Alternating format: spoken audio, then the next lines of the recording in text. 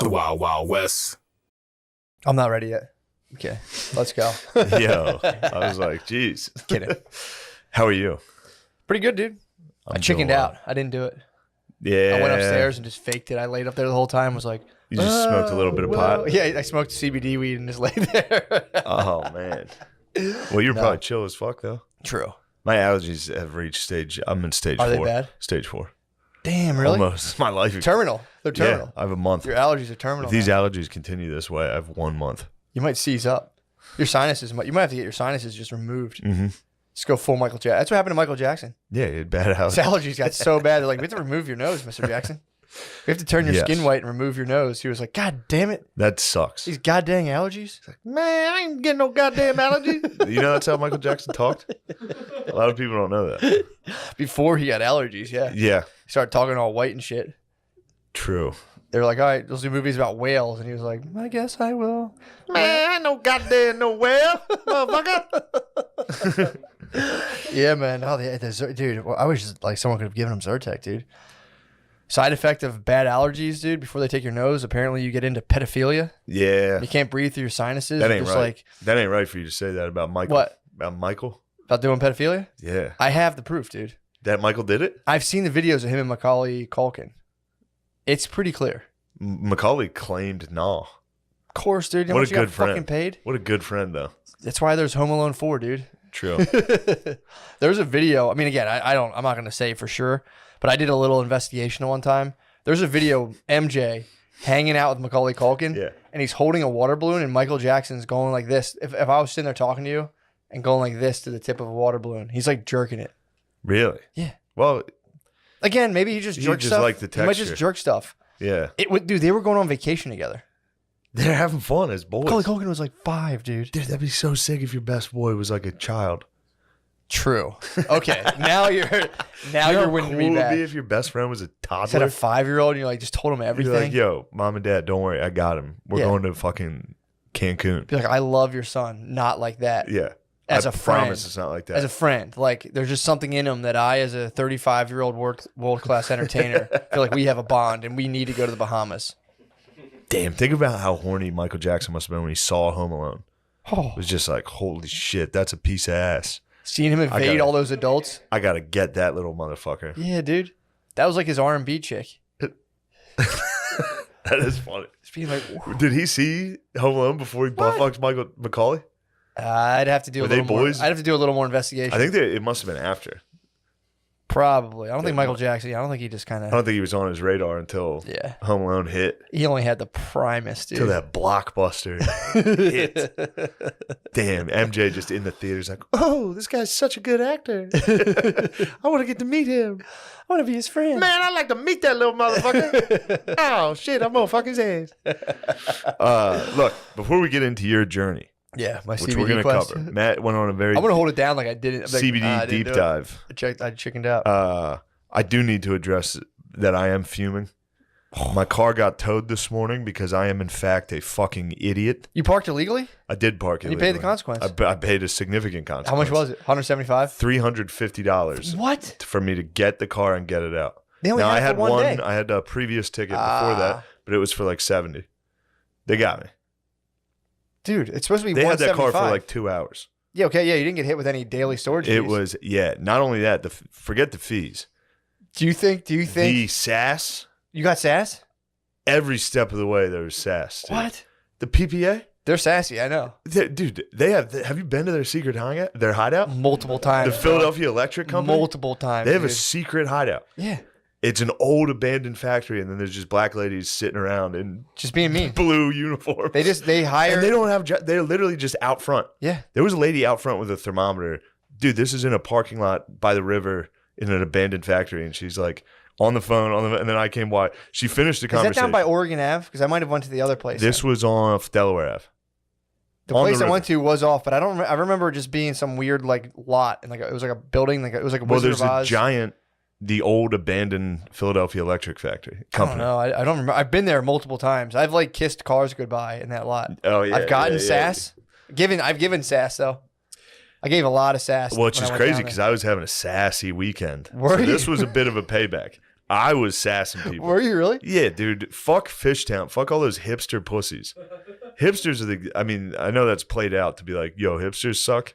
They suck ass. We're in Fishtown. Where are you all weekend? I've been by Chinatown, so maybe that's not Fishtown, but I've spent enough with close. the fucking hipsters. I'm on the border. They're tough. When I used to do jiu-jitsu up there, you see them, and again, I know what you're saying. You don't want to be like, Dude, but you see them, and you're like, dude, like, did you sit? That's a question. Did you sit there? Did you really plan your outfit out for like 45 minutes? Fine enough. If you came out in a 3-piece, I'd be like, yo, bro, you're looking sharp. Yeah.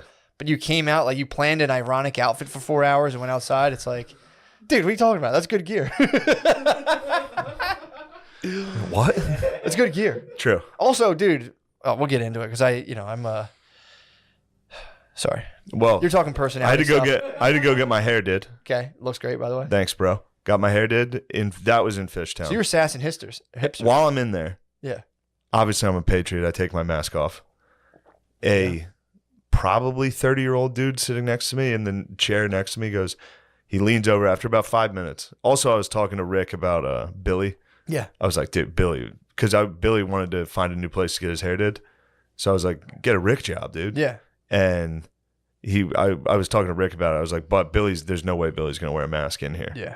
And he was like, okay. And we were just joking that Billy was a patriot. Yeah. It's like, he's never going to do it. And then this whole time I can see this little fucking burning dork looking at me through the mirrors. Just like. He was glancing at you through the mirrors? Yeah. And then finally he leans over after about 5 minutes of me not wearing a mask. And he goes, you can curse me all you want, but could you please wear a mask? And I was like, I hit him with the Chris Farley. I was like, what? Like, I had no idea what he said. I thought I responded laughing when he started talking to me. I was like, yeah. And I was like, wait, what'd you say? And he's like, could you please put your mask on? I don't care what you have to say about me. And I was just like, dude, yeah, I'll wear the mask, you fucking weirdo. Whoa, man. It's like, COVID's done, bro. Get over it. I mean, bro, imagine coming out of a 5 gram mushroom session, forgetting what money is, and then coming out into a world where people are wearing masks, and you're like, what's this about? That was fucking nuts, dude. I bet. It was weird. Not as weird as a 30-year-old man being like, could you please wear it? It was a man. Yeah. It's tough. He was a little short guy, too. He was a little tiny guy. So that might have been. Don't be mean. Well, no, he was a tiny guy. That might have added to his, like, you have to follow the rules. No, he's just being a pussy, dude. It was that's just dudes being pussies, and now it's cool to be a pussy. Hipsters love following the regulations. They like rules. The anti-fascists love following the rules. It's very funny, yeah. Anti-fascists love coordinating and wearing, I would say, almost vaguely militaristic outfits, and then go like physically forcing their ideology on people, which is anti-fascism. Yes, for the record, which is a very anti-fascist thing to do, to match outfits and be like, let's go push our ideas on people with physical force. It's like, well, that's called fascism, bro. Yeah, that's literally fascism. They fuck yeah, dude. So then I go battle another. Yes. Then I was battling the hipsters elsewhere. I went to a bar by what I'm saying, Prohibition Tap, yeah. Yes. Yeah. Hipster. MLS was on the TV blaring. So you were an like, Antifa, this is dangerous territory. As soon as I saw the Portland Timbers on TV, I was like, there's some heavy Stalinists here. Yeah, for sure. There's some fucking, the Bolsheviks are afoot. Yeah. They're making Moscow mules. That's why I call them that. True. All right. So you had the Reds Just on. You had the Reds on. It was red. The Reds. You were were McCarthy all weekend, dude. So after we filmed a sketch, which is gonna be tight. Yeah. It's gonna be so tight. Probably the best acting. There was tables of 6. There was one table, and then we were separated obviously by like sheets of plastic and fucking crazy shit. And then another table, and we were like, it was our group. Yeah. We were a group of like 10, so we were separated. Nothing gets my appetite up like setting the place up like a C-section. Yeah. It's like a fucking Red Cross hospital. Yeah. You know what I mean? It looks like a war hospital. And, so then I went over and sat with O'Connor and the other guys, and then went back to my table. Mm-hmm. And this bitch like ran over to me. First off, oh my God, get me going. She enforced you. There was a pear-shaped gentleman giving me awful guff. The anti-fascists are all built like fat lesbians. Every single one of those dudes is a bull. You know what I mean? For sure. I'm not going to finish it, but for sure. They are. And they give girl attitude. Yeah. And I was with my manager and this other, they were like feminist New Yorkers. Sure. And I was like, fucking feminine energy on this fucking guy. And they were like, what? I was like, shut up. You know what I mean, dude. He's acting like a bitch. It's not good. He came out. I was like, do you have any like light beer on tap? He was like, no. And it's like, dude, what the fuck kind of answer? Like, that was our first interaction. He's like, do you want anything to drink? I was like, do you guys have any light beer on tap? He's wearing a mask. He just goes, no. And then looks for other people. You should have been like, is there another waitress here? Yeah, true. Are there any other women The working? word waiter doesn't exist. It's just waitresses. That was a waitress. Like, is there another waitress? Can I have another waitress, please? I will say this, though. He heard us trashing him, and he came back with a better attitude. What? He came back almost condescendingly, and oh, great, yeah, I'll get that for you right away. So he subbed out. He subbed. You guys domed him, and he subbed. He subbed out. He did sub. You were getting that was brat correction, dude. You guys just scratched his kink. He just wanted to be corrected. He was being a brat. You guys daddied him. They were the biggest pussies. This wait staff. I was fuming. I've never been fuming like Where this. have you been for the last like 2 years? Did you know? I don't go to hipster places. Yeah, that's the move. I don't go there. And this place, there was another 2 tables that were right next to each other around the corner. And I was like, is it cool if we sit there? And he was like, no. Just right away. Yeah, they became invested with like a weird authority. And it's like... Bro, so I get up, I go sit at the other table. Right when I walk over to the other table, one of the waiters comes up. He's like, you have to wear a mask if you're going to walk through this area. I was like, all right, I'll put the mask on next time. So then I walk back to my table with the mask on, sit down, and this bitch. Ooh, I hate her. She came storming over and literally was like, if you move tables again, like I told you not to, I'll bring your check right now. Like, that's how she talked to me. Bring it to me, I'll rip it up. And I was literally like, I was like, who are you talking to? Like, I had a Pilsner in me. I was like, dude, what are you doing? Yeah. This is how you talk to people? What'd she say? And she was like, I told you already. And I was like, bring the fucking check then. Yeah, like, what is wrong with you? Dude, I'm telling you, it was at nuts, the start dude. of the pandemic, I went into Whole Foods and they were like, you'd go in there single line and they'd be like, you this way, you that way. They would just be... Yeah, I wasn't in there. It was like a fucking concentration. I hate these people. It probably was, dude. Whole Foods, they got invested with this fucking like weird authority where they'd be like remember when they had like they first did the shopping lanes where like it was do not enter? Yeah. They were being like, sir, like I was getting yelled at. Now like you just walk past them through the do not enter, just like say something, bro. I'm not gonna walk 500 feet to go get cereal, dude. It's right there. I'm gunning for it. Yeah. I'm a fucking patriot, dude. I got very patriotic. I'm not walking around I'm not walking through the produce to get fucking cereal, dude. No. Don't try to stop me. Don't. That will just bunker me down with just like the little discount thing. Hold you down. Like little foxholes, dude. They get stacks of like fruity pebbles just bunkered up. I instantly became the most like condescending prick. Like as soon as she started saying that in my head, I was just like, fucking waitress? Like I just wanted to just be like, you're a loser.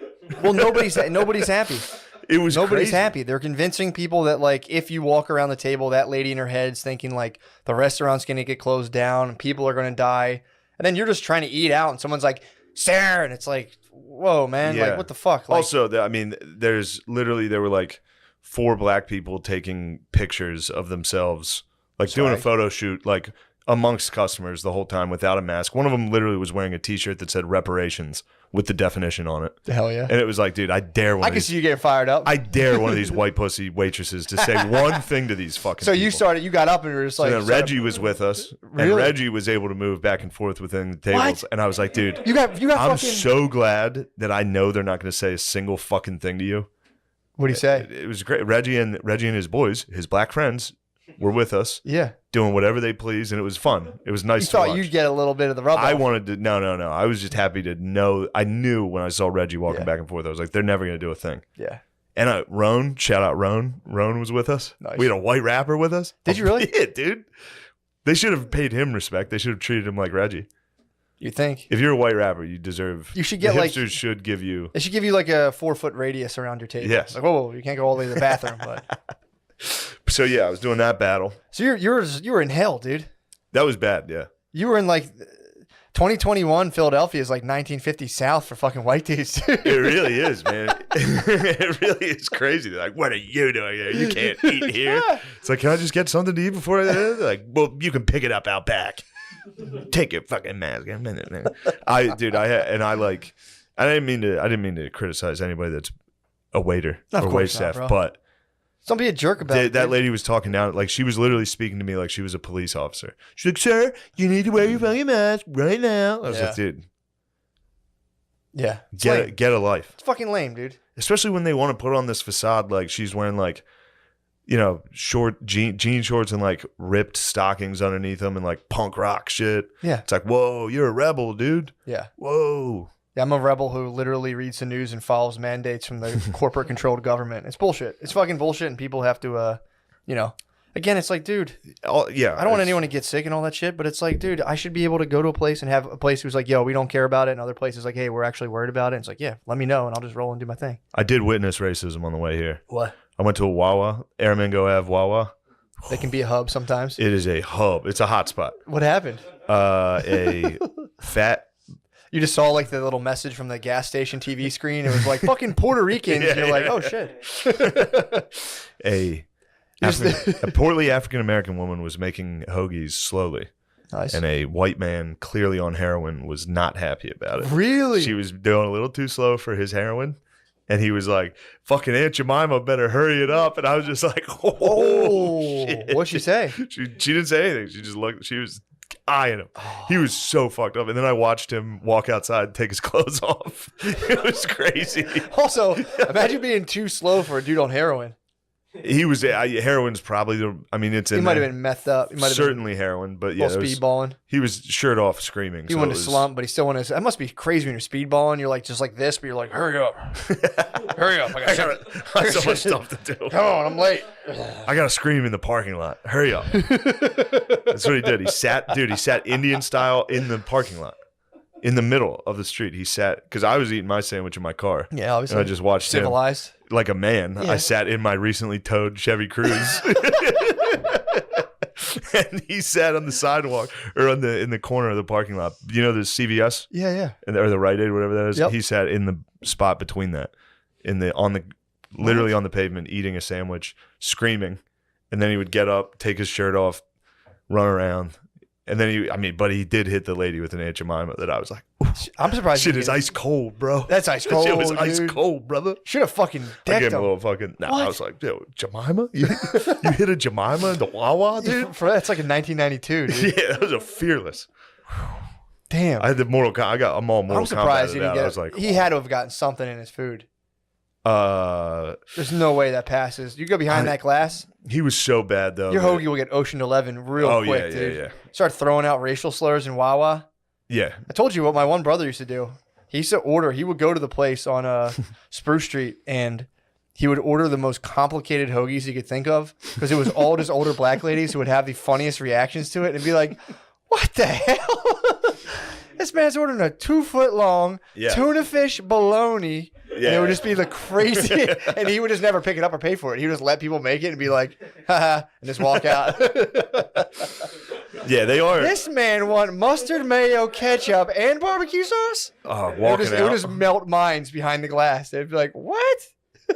Who sandwich? Hey, motherfucker. And just leaving it there and be like, 887. I'm going to find this son. Who was my 887? So excited to meet the person, the mystery, the culinary mastermind behind the sandwich. Damn, and he would just like buy a pack of sunflower seeds and leave. That's really funny. That must have, but you know what? That's trickled down though. Somebody else ran into those Wawa ladies later that day and they were just motherfuckers. Like, what are these people's problem? It's like, yeah, they've been making mustard sandwiches. They're pissed. But yeah, the guy hit an Aunt Jemima and it was just like. And nobody said anything. Everyone just. He was that fucked up that everyone was just like, yeah, whatever. It was literally a homeless I guess no one guy. wanted to take him on. No. It's like seeing like a possum in the trash can. You're just like, I just shut the lid, bro. Yeah. I don't want to fucking have a possum come after me. Yeah, that was that.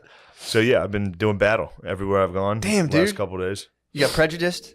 I did get prejudiced. You got pussy attacked. A pussy attacked you, which is, again, dude, it's like, I mean, again, I just shed my ego. So like when I make judgmental statements, it kind of hurts me. But I could say with certainty, you can't be a pussy, dude. You can't be a dude and be a pussy. Yeah. You have to level up, dude. We can't have this shit, man. Of dudes just being like, could you please I'm scared of the news. It's like, bro, stop it, man.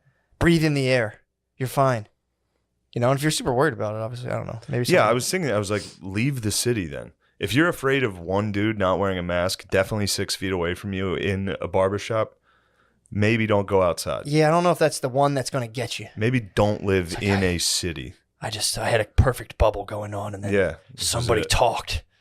Yeah, it's around like Barbicide. Meanwhile, there's literally a guy with he's wearing a mask, but he's literally faced right here, cutting her hair the whole time. Well, the germs, when they hit the mask, they don't come out through the sides at all and infect the air. They hit the mask, and then they freeze. Yeah, they have to stop N95, dude. Yeah. Ever hear of it? Yes. It fucking takes all the germs around you. There's no germs. The sides, they don't come out of the sides. They fucking hit the front, and only the good stuff, the ions, like ionizers. Yes. The good probiotics come out of the side. It's been a fucking year. Can we please stop with this shit, man? It's like, I get it. It sucks, but come on. Let's go. Let's fucking roll, all right, dude. Enough of my troubles. Pretty funny, though. Let's get to yours. You've had a tough one, dude. Honestly, the car getting towed didn't get me going that much. Because you fucking I was just joshing about killing myself when I texted you. Obviously, I know that.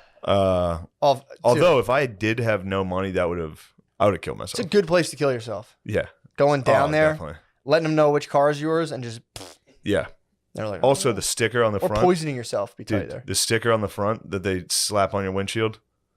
The lady, this black lady, it was me versus black ladies. She tried to rip it off, and the stickers just stayed on. And she was like, "Do you have a razor?" And I was like, "No, I don't have a razor blade." Slit my neck if I had. Yeah. She was like, "Do you have a razor blade?" I was like, "No, of course I don't have a razor blade." She was like, she literally went like that. So I just have the stickers on my windshield. You gotta get goo gone. It's called Gooby Gone. Hook you up, dude. We'll hit the hardware store. Or a gun. Yeah, just break your windshield, start over. But they were the PPA people were very delighted that I was not confrontational. Yeah. You know what I mean? You can't be. They were so happy that I was in there just like, I already paid. Here's all my information. Thank you.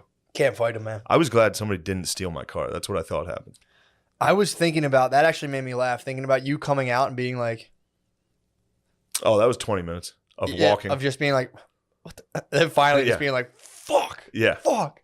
That's the worst feeling. Because you're 20 like, minutes I know it's right around. here. I know it's right here. Then you go crazy. You lose your mind. Then you go, let me call them. Like, we have it. And you're like, fuck. No, well, that's what sucked. I checked the website first. And of course, it's like license plate or VIN. I thought it said and VIN. So I had to look up the fucking VIN number of this thing. Typed the VIN number in. Because I typed. How'd you do that, by the way? The VIN number? Yeah. I had my insurance registration on my email. Gotcha. Typed in the VIN and the license plate. So when I typed them both in, I guess it canceled each other out. So it was like, we don't have this car. I was just like, whoa. Shit. Someone stole a fucking Cruise. Someone gone in 60 seconds, you dude. Someone crushed my fucking Cruise. That'd be so funny. And then I was more upset because I had my one pair of jeans in the Cruise. I was like, fuck, you had dude. Your red bottoms? All my jeans. My apple bottom jeans. All my boots with the fur were in there. You had your Jabos, dude? Yeah, I was initially more upset that my Jumbo jeans were fucking stolen. And they were like, "Are those Bugle Boy jeans you're wearing?" I said, "Hell nah, ho. You know they polo." Dude, we should hit Marshalls and get like tons of polo, dude. You know how much polo? Like, dude, back in the day, I used to like hit that up. I'm like, I'm gonna get tons of polo one day, and I probably could hit Marshalls. I could shut down Marshalls. I need Lacoste. Be fresh as fuck. I might start getting Lacoste. True. Get Lacoste. Those white pants you were rocking, dude. You looked good in that whole outfit. That was definitely just a sick outfit you used to wear. No, I never worn it. Those pants had tags on them, dude, when they came. What? Yeah, I went and bought a suit at Express, and then I had a white suit at Express. No, I bought a suit, and they were like, "It's buy one get one free." Well, I earned like 2 free pairs of pants, and I was like, clearly like, "Give me those all white pants," and they just sat in my closet forever. Damn, I knew they'd come in handy. They would, yeah. If I had my druthers, I'd wear all white pretty much everywhere. Yeah, is what it is. You should. Why don't you? I might start. I'm like fighting the demons of doing whatever I want, whenever I want, and I'm trying to keep myself in check. Why would you fight those demons?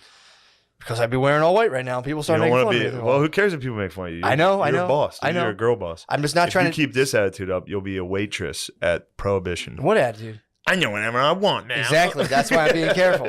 I'm gonna go yell at anybody that's having fun. I've been internally scrubbed so radically that I just don't want to freak people out. So I want to slowly leak my transformation, dude. So, that's what I'm talking about. But anyway, the car is safe. I got it. It was towed for like an hour. I just went straight and got it, dude. And I blamed my lady. Sure. It was her fault. Of course. We went to the Flyers game last night. We had a wonderful time. Yeah. Drew scored 2 goals in the final minute to tie it. Awesome. The Flyers won in a shootout. What a night. Oh, what a night. And then this is after you had been just absolutely just handled poorly by the waitstaff. I went back. I forgot to include this. The next morning, I went back to the exact bar for brunch to show that fat bitch waitress that I don't care about her. And I stared at her. I sat there and went, "Could you please get me some coffee?" Damn, dude. I don't care how much she spit in my drinks. You just drank it all. Right in her fucking fat face, dude. Fuck. I hated her. You guys are you were battling this weekend. It was a true battle, dude. She didn't. It was funny too because my friend Adam, was sitting across, and he punched her. I'm kidding. He was like, she didn't know who she was locking horns with. Not she at came all, over dude. with pure. She saw me. I look like a fat bitch. She probably was like, "Oh, here's a fat bitch I could talk to this way." True. She thought, and then it was just, "What'd you say to me? How are you talking to me? Damn. Why would you talk to someone like that?" It was just because I told you already. I was like, "That's the first time you told me that. That was the first time you talked to me." Yeah. She's like, "Well, I told you already. Next time you're gonna drop the check." I was like, "Oh, don't fucking threaten me." I had to start ordering 2 drinks at a time because of how slow they were. It was, the MLS game had all the Antifa fucks. Yeah. Look, enough about me. Enough about me showing up and just fucking battling, stalking on that lady, dude. Not stalking as like true, a stalker. but going back the next day. Going back, I'm like, "What's up?" Going back the next morning. That's got to be bad for your digestion to like hatefully eat a meal at a place where your enemy works and prepares your food. Oh yeah. Show up and be like, especially I got like my pulse would be at like 100 beats per. If I like went to a place where I had a problem with someone, my pulse is at 100 beats per minute. So I would be like, I was definitely like, fight adrenaline was in me while I was eating breakfast. I was like, there she is. I don't care if she says anything. I hope she says something to me. Oh my God, dude. You got to hit the portal, dude. I got chilaquiles. I don't know what type of breakfast this is. It's like fucking rice and beans on chips. I basically got nachos for breakfast. They force you to eat Mexican food? Yeah. You're like, "Can I have eggs Benedict?" And like, "Well, we only have Mexican." Yeah. You're like, "God damn it. Yep. Son of a bitch. I can't pronounce a goddamn thing on this menu. Yeah. I don't want beans with my eggs." Damn, dude. I got beans, eggs, and coffee. Went back to the house. You're being persecuted, uncorked dude. the dump in front of my lady. They probably tried to assassinate you via diarrhea. Yeah, well, they don't know. They're running into a buzzsaw. I was born in the darkness. Crafted by it. All right. So, fuck. I was battling hipsters. You were battling your own ego. Pretty much, dude. Fill us in. What happened? So, I'll start you from the beginning, man. Yeah. I show up. I talked to you. I forgot about that. We talked on the way over. Yes. On the way over, I was telling you about Soplar. And there was the other technique where like if you encounter if you encounter an entity, you can either go like push it away, or that's Soplar. And there's another, I forget the name of it, dude. Torping. Yes, that's it. Yeah, Torping. I remember that. So if Soplar doesn't work, this is like the YouTubes I had watched before. Now Matt's talking about taking a 5-gram mushroom journey. So while you're out of your body in the astral plane, or wherever I was watching videos to prepare for it. Right here in this house. Hi. Boy, dude. You're in your own brain. Dude. Yes. Go ahead. That's a very materialist perspective. I've been there. That's a very materialist perspective. No, if I was at that I've been there. brunch with you, I would have I just would have calmed the entire situation. I had a nice brunch. I had a nice calm brunch. Does not sound like if she walked by, I said, "I'd like to kill you." Very calmly. I was gone. Calmly. My body was here. I'd feel my body every now and again. But on the way over, I was telling you about Soplar and Torping. And Torping, if Soplar doesn't work, if the entities come around you and you go, you might, that's kind of like a gut punch. They'll be like, "Ugh," but you might also attract the attention of larger entities. That thing's part of a hierarchy. Higher part. Exactly. So you think, I'll get to my beliefs. Not being a jerk. No, absolutely. So there's a different dimension. And there are entities that are very possibly, yes. Possibly entities that are like monsters. Here's the thing. I believe in God now. Totally. Okay. So I'm not really worried about that kind of stuff. Okay. Because I can just always call upon the one true creator. Okay. No big deal. So you call on them. There's people out there who do deal with them. I might come across them. I haven't stopped my travels yet. Yeah. But it's like the technique this guy came up with. That's what I feared the most. Oh, about yeah. This journey. Oh, yeah. Fuck, 100% believe in God. No, not even, there's no, people can say, "Oh, it's like, hey. No, I didn't fear that you would believe in God. What? I feared that you would be like, "I haven't stopped my travels yet." I haven't stopped them, dude. I know. I have not stopped. But all right. I think I'm going to do like every 5-year schedule, I believe. With some little treats in between, obviously. Some changa. You can get high as shit occasionally, too. Changa. The weed deep dives are probably on a whole new level now. So you think not you think. I'm not. Sure. But I like to imagine a dimension where there's just monsters, like demons, like. Well, it's an immaterial. And then all of a sudden they're like, "Oh shit, somebody's high as hell right now. We gotta go spook them." No. It's like, yo, this doper's blowing extra hard. Run, everybody. Well, that's when if you torp. Oh shit, he's torping us. Torping is when you're there and the Soplar doesn't work. But torping, you go, and then that can kill them. That can kill them. Kill them? That can kill them. You got to be careful because you're still taking a life. I mean, it is, it's an immaterial dark energy body, but they're not feeding on you because you're high. You have a light body as a human being. Yeah. So, it's like you're opening yourself up to different frequencies, and your consciousness isn't in your brain. It's like an electromagnetic field. It's like, here's a magnet, but there's also a field. Your mind's, in my opinion, the same way. So it's like you just open yourself up. In my opinion, my humble opinion. Yeah, your humble opinion. My humble Rupert Sheldrake and some of the greatest minds of the Dark Ages medieval period. Yeah. Great minds of the Dark Ages? I mean, dude, yeah. The great minds of the noted worst time for minds? That's propaganda. That's history propaganda, dude. You know this. Dark Ages weren't as bad as people say. There's a lot of cool stuff happening. Definitely cool stuff. A lot of cool art. Come on, give me that. Give me that. Give you what? Cool art in the Dark Ages. Yeah, sure. Don't fall into history propaganda, dude. No, I'm not falling for the propaganda. I'm more worried about demons hiding. You don't have to worry about them, dude. No, they've visited me. I've seen them. They could. But I believe they were in my own mind. They could be. I mean, you're a materialist. That's what you would think. I don't like to get called things. Here's the thing. It's just a belief. You describe. There's nothing wrong with it, dude. We need each other. But, I mean, to think that intelligence stops with us, it's, to me, it's a fallacy. It's like it very possibly is. There's larger and larger creatures and larger levels of consciousness. We're larger than an ant in terms of how conscious we are. To think the buck stops with us. Yeah, but that doesn't mean there's a dimension of monsters. They could just because sure, there could be aliens with higher levels of intelligence than us. Sure, that could kind of interact with us mentally, possibly. I don't know. I'm saying I don't know. I don't totally dismiss it. It might just all be in our heads.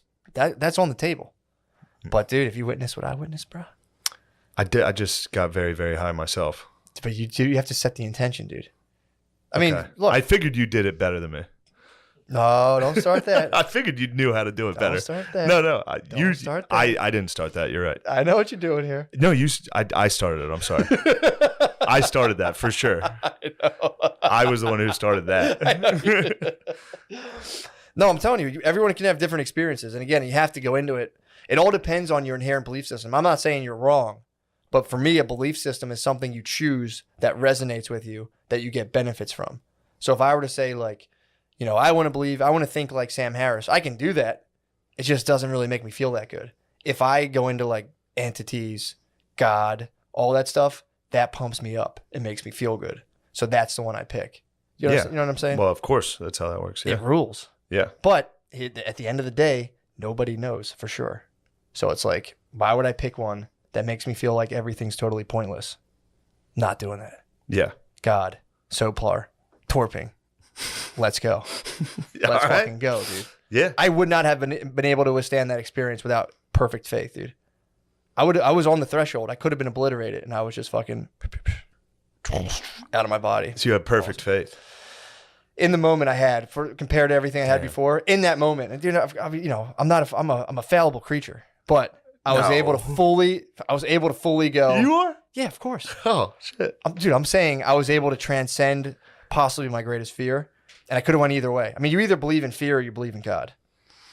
I chose the path of God. It's that simple, dude. It's one dictates your life or the other. Yeah. You know what I mean? I fear God, dude. You can. That you should. I fear God, homie. So I didn't even get into the whole thing, dude. I fear God, dude, homie. This is going to sound really weird. You're already kind of freaked out, and I'm just testing the waters. Yeah. I was in direct communication. I'm not saying like I was God or anything. I got the full rundown on how that all works and how we're all like part of an organism, basically. That's just like, we can't even comprehend. Dude, it was so terrifying. Well, tell me, what happened? So I get out. You and I talk about torping. You obviously make fun of me and belittle me and stuff. And then I get, And then you obviously talk down to me. Go ahead. How do I talk down to you? No, go ahead. I never talk down to you. Sure.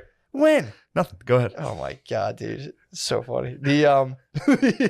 So we get in. It was actually very funny. It actually helped me. I was so nervous. I talked to you. We had a good laugh.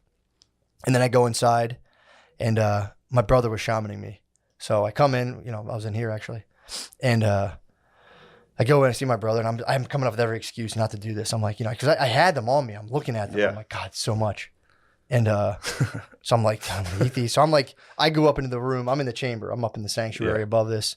And I'm like up there by myself. And I go downstairs. I'm like, oh, you're going to come up with me while I eat these or what? Like I didn't want to eat them myself. I was that nervous. So he comes up and I just start just munching. I'm like, fuck it, let's go. So I just start chomping them, taking the water.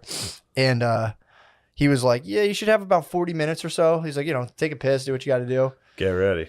Dude, so they're munched, they're down the hatch. I'm like shitting myself. This was fucking terrifying. Yeah. So actually, once I ate them, I felt kind of calm, but I was like, the clock was ticking. So I go in, I take a piss, I lay in the bed, and dude, just to give you some sort of perspective. Before I left, I was like picking out a shirt. This is like my like thought patterns. Picking out a shirt. I see my green shirt, the one I got down when we were doing stand up down. Where were we? Down south. Down South Texas Carolina? way. Texas way. Texas. So I remember we went to the thrift store. Yes. So I was going to wear a green... The Letterman jacket? Not the Letterman... Yeah, I was going to wear the green thermal shirt I had from there. But I was like, before I went, I was like, I don't know who used to wear this shirt. I don't want to wear like a shirt that maybe this guy was like a fucking like violent criminal. I don't want to bring like some dude's shirt that like did bad shit into this space with me. So I'm like, I won't wear that. When I went to get into bed, I laid on top of the covers because I was like, I don't want to lay under the covers, and if I'm tripping, I like feel trapped under the just neurotic thinking. Like as soon as it kicked in, I started bugging out, doing all this stuff, and all of that kind of like, should I do this, should I do that? It just got wiped to the point now where it's like the idea of dancing, I was laughing, being like, the idea that I was uncomfortable about that was just the funniest thing in the world to me. Uncomfortable about dancing? Yeah. It was just like, that's the craziest shit in the world. Yeah. Or being like, I'm going to pick this shirt because like a dead guy might have worn, like all of that stuff. Like, I'm going to stay on top. It was like, get under the blankets, you idiot. And the whole time was like, I'm going to keep the mask on the entire 4 hours. And it was like, dude, if you want to take it up, you fucking weird. Just shit like that. That's how I feel. Yeah, exactly. Yeah. It's that's what I said. You have some very non-neurotic tendencies. So I'm laying there. I thought I had 40 minutes. I talked to my brother for a little bit. And then all of a sudden I'm like, all right, dude, like I'm just going to start like close my eyes and breathe and put the mask on. I had Bluetooth. I had a mask with headphones hooked up to my laptop. So I put it on and I start like my playlist is going, close my eyes and I just start breathing. And I just like, as soon as like, it feels like something kind of showed up, because when your eyes are closed, it's really weird to do. Like I'm sitting there and all of a sudden it was just like, okay, like the effects are setting in. And I got like incredibly anxious and was just like, fuck, dude, fuck. Like I was freaking, I like started to kind of freak out. And that was the point I was like, you get all those thoughts like, I knew I shouldn't have done this. I'm going to lose my fucking mind. I'm going to freak. And it was just like, I had this, out of nowhere, I had this thought. It was just like, dude, your body's been dealing with fear before you were even a self. If that makes sense. When you're a baby, you're not a self yet. You're just like a fucking thing. Sure. So it's like, you've been processing fear. There's no need for you to try to like mitigate it or be in the way of it. Just completely let it go. So I'm like, okay, cool. So I let that go. And then, I'm still kind of bugging out. I'm this and that, but I feel a little better. And then I'm like breathing, tracking my breath, like following my breath. And I'm like in my head, like, well, I want to make sure like I'm still breathing, because it's like starting to kick in. It's like, and I have like, my eyes closed, and it's like, just like, it was like the visuals are more like stained glass windowy kind of shit. Like almost like it'd be like a neon kind of like garden. It was weird, but it's very faint. It wasn't super pronounced.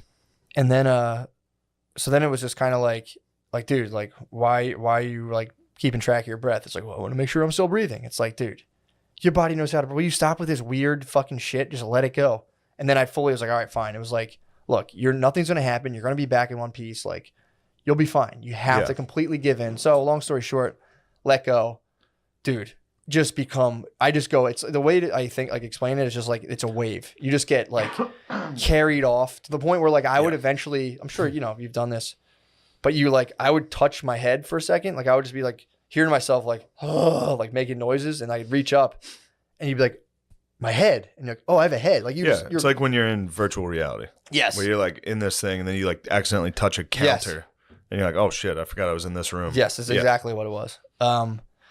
And I forget, it like kind of went off into like, so the anxiety stuff, I was like examining all the ways fear kind of controls and dictates my life. And it like it went deeper than I imagined, and it was just like so much shit popping up, and I was like, what the fuck?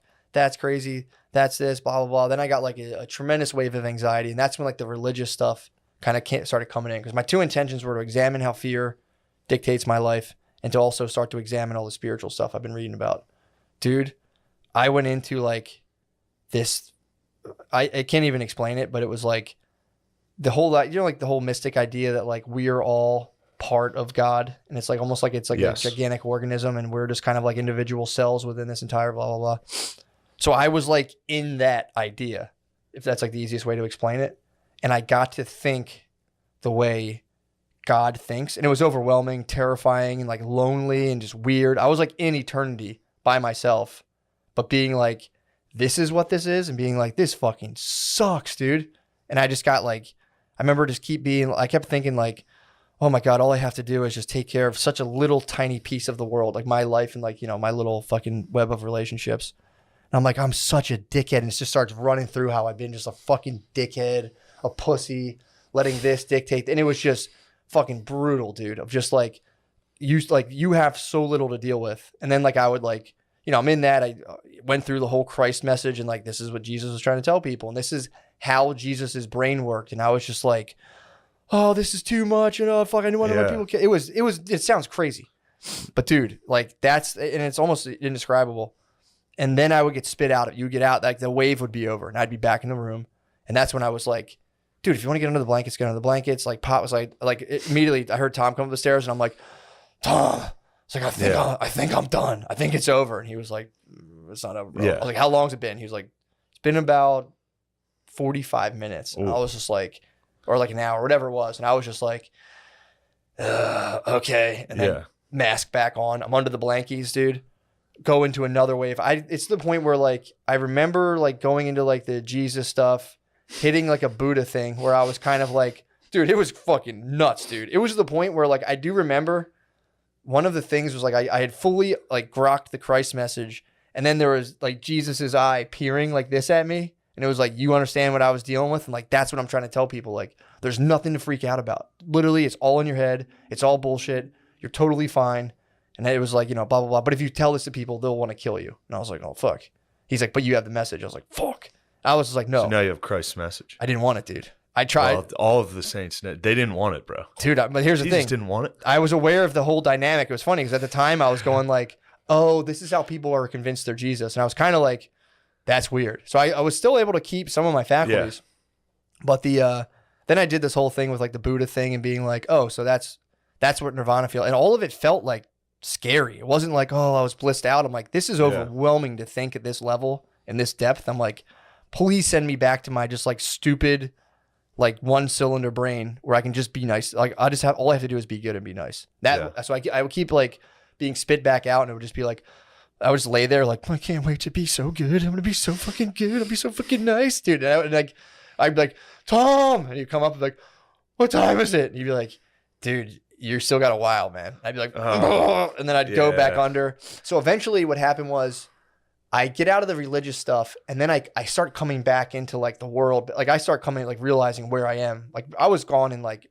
heaven stuff. And then I come into, not even heaven, I would say. I was in like deep, like universe, God stuff. And then I go into, so then I start coming to my senses kind of, but I go like, all right, so where am I? And I was like, Earth. And I'm like, right. I'm like, do I have any money? And I was like, what the fuck? We have money? And I had went through a whole thing on money where I was just like, how the fuck did we get tricked into that? All this stuff of like, so I got to go around and just keep collecting this stuff. And I'm like, fuck, man. And, it was all this stuff. And then I started getting into countries where I'd be like, wait, what? There's countries? And like, they don't so like you're Antifa. You were like, money's borders suck. Not at all. I wasn't even, mine was, no, because they're just in the mix of all that shit. Mine was more like, let's grow food. And all that stuff's weird. That's all Caesar's realm, bro. It's God, obviously what belongs to Caesar, but dude, so I'm like, I'm breaking it down in Caesar's realm where it's like money, countries, weapons, political factions. And I was just like, and I'm like, I'm remembering what the world is. And that, dude, it was fucking crazy. So then it's another wave. I do a whole wave on like unexpectedly like geopolitics shit. And I was just like, fuck, dude, this is fucked up. And then like, So then my brother comes up again, and I'm like, dude, I think I'm good, man. And there's a point where I was like, I'm going to start my own country. And I was like, people are going to kill me because I have the Christ message, and I'm going to start my own country. And I was like, I'm definitely getting shot. And I was like bugging out on it. And so then I'm like, my brother comes up, and I'm like, dude, like I'm telling him about money and countries. And he's like, just kind of like laughing. And I'm like, I think I'm good for real, dude. Because then I got into a whole thing of like, dude, all your fears are bullshit. Even like you're telling yourself you have to lay on bed because you're on so much mushrooms.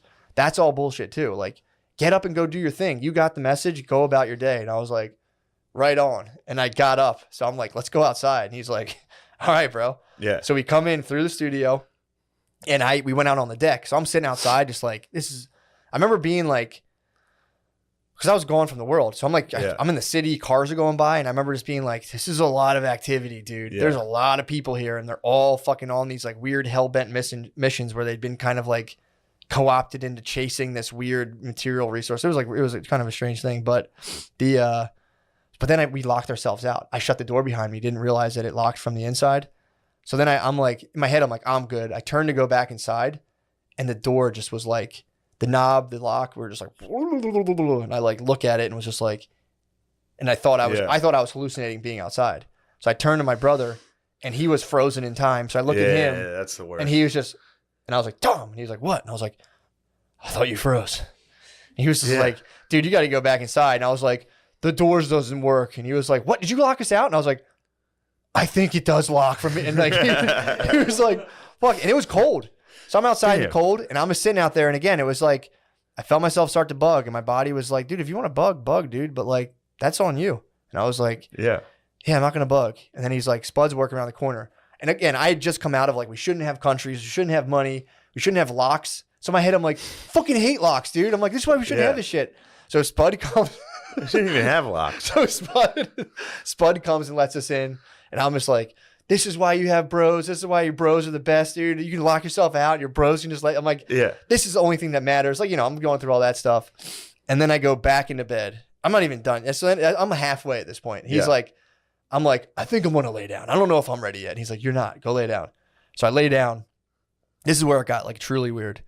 So and this is like, again, this is the reentry. This is like, I'm coming back to the world. I lay down. I remember kind of crossing my legs like this, like if you peep under here, like a little grapevine. Yes. Just, it was comfy. And instantly my brain just shot to like the DNA helix. And I'm like, DNA, tight. And then all of a sudden it started going into like, I had this like, not a memory, but I had this like, and it sounds, I thought this was the most profound thing in the world. I was like, fuck, dude. I used to be a sperm cell.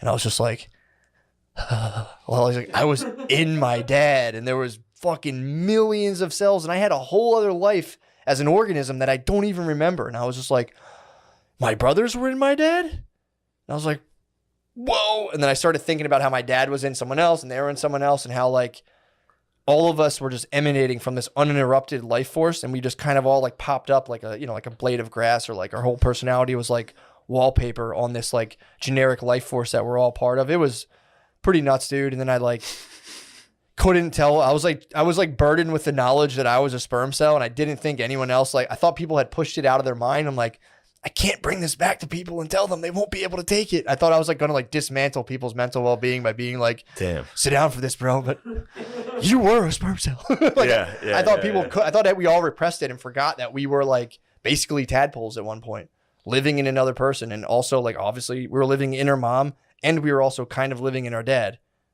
sort of parts of us. And then, it was just like, but so I went on that for a while, and then that kind of seeped into like this whole thing, how like I was thinking of everyone I know. And after I'd kind of like stripped myself down to being like, dude, you're a fucking pussy about this. You're not, you should be doing better with this person. You should be, just be nicer. Cause a lot of my stuff was like, well, this person would do this to me. And it was just like, fuck you, shut up, stop being a pussy.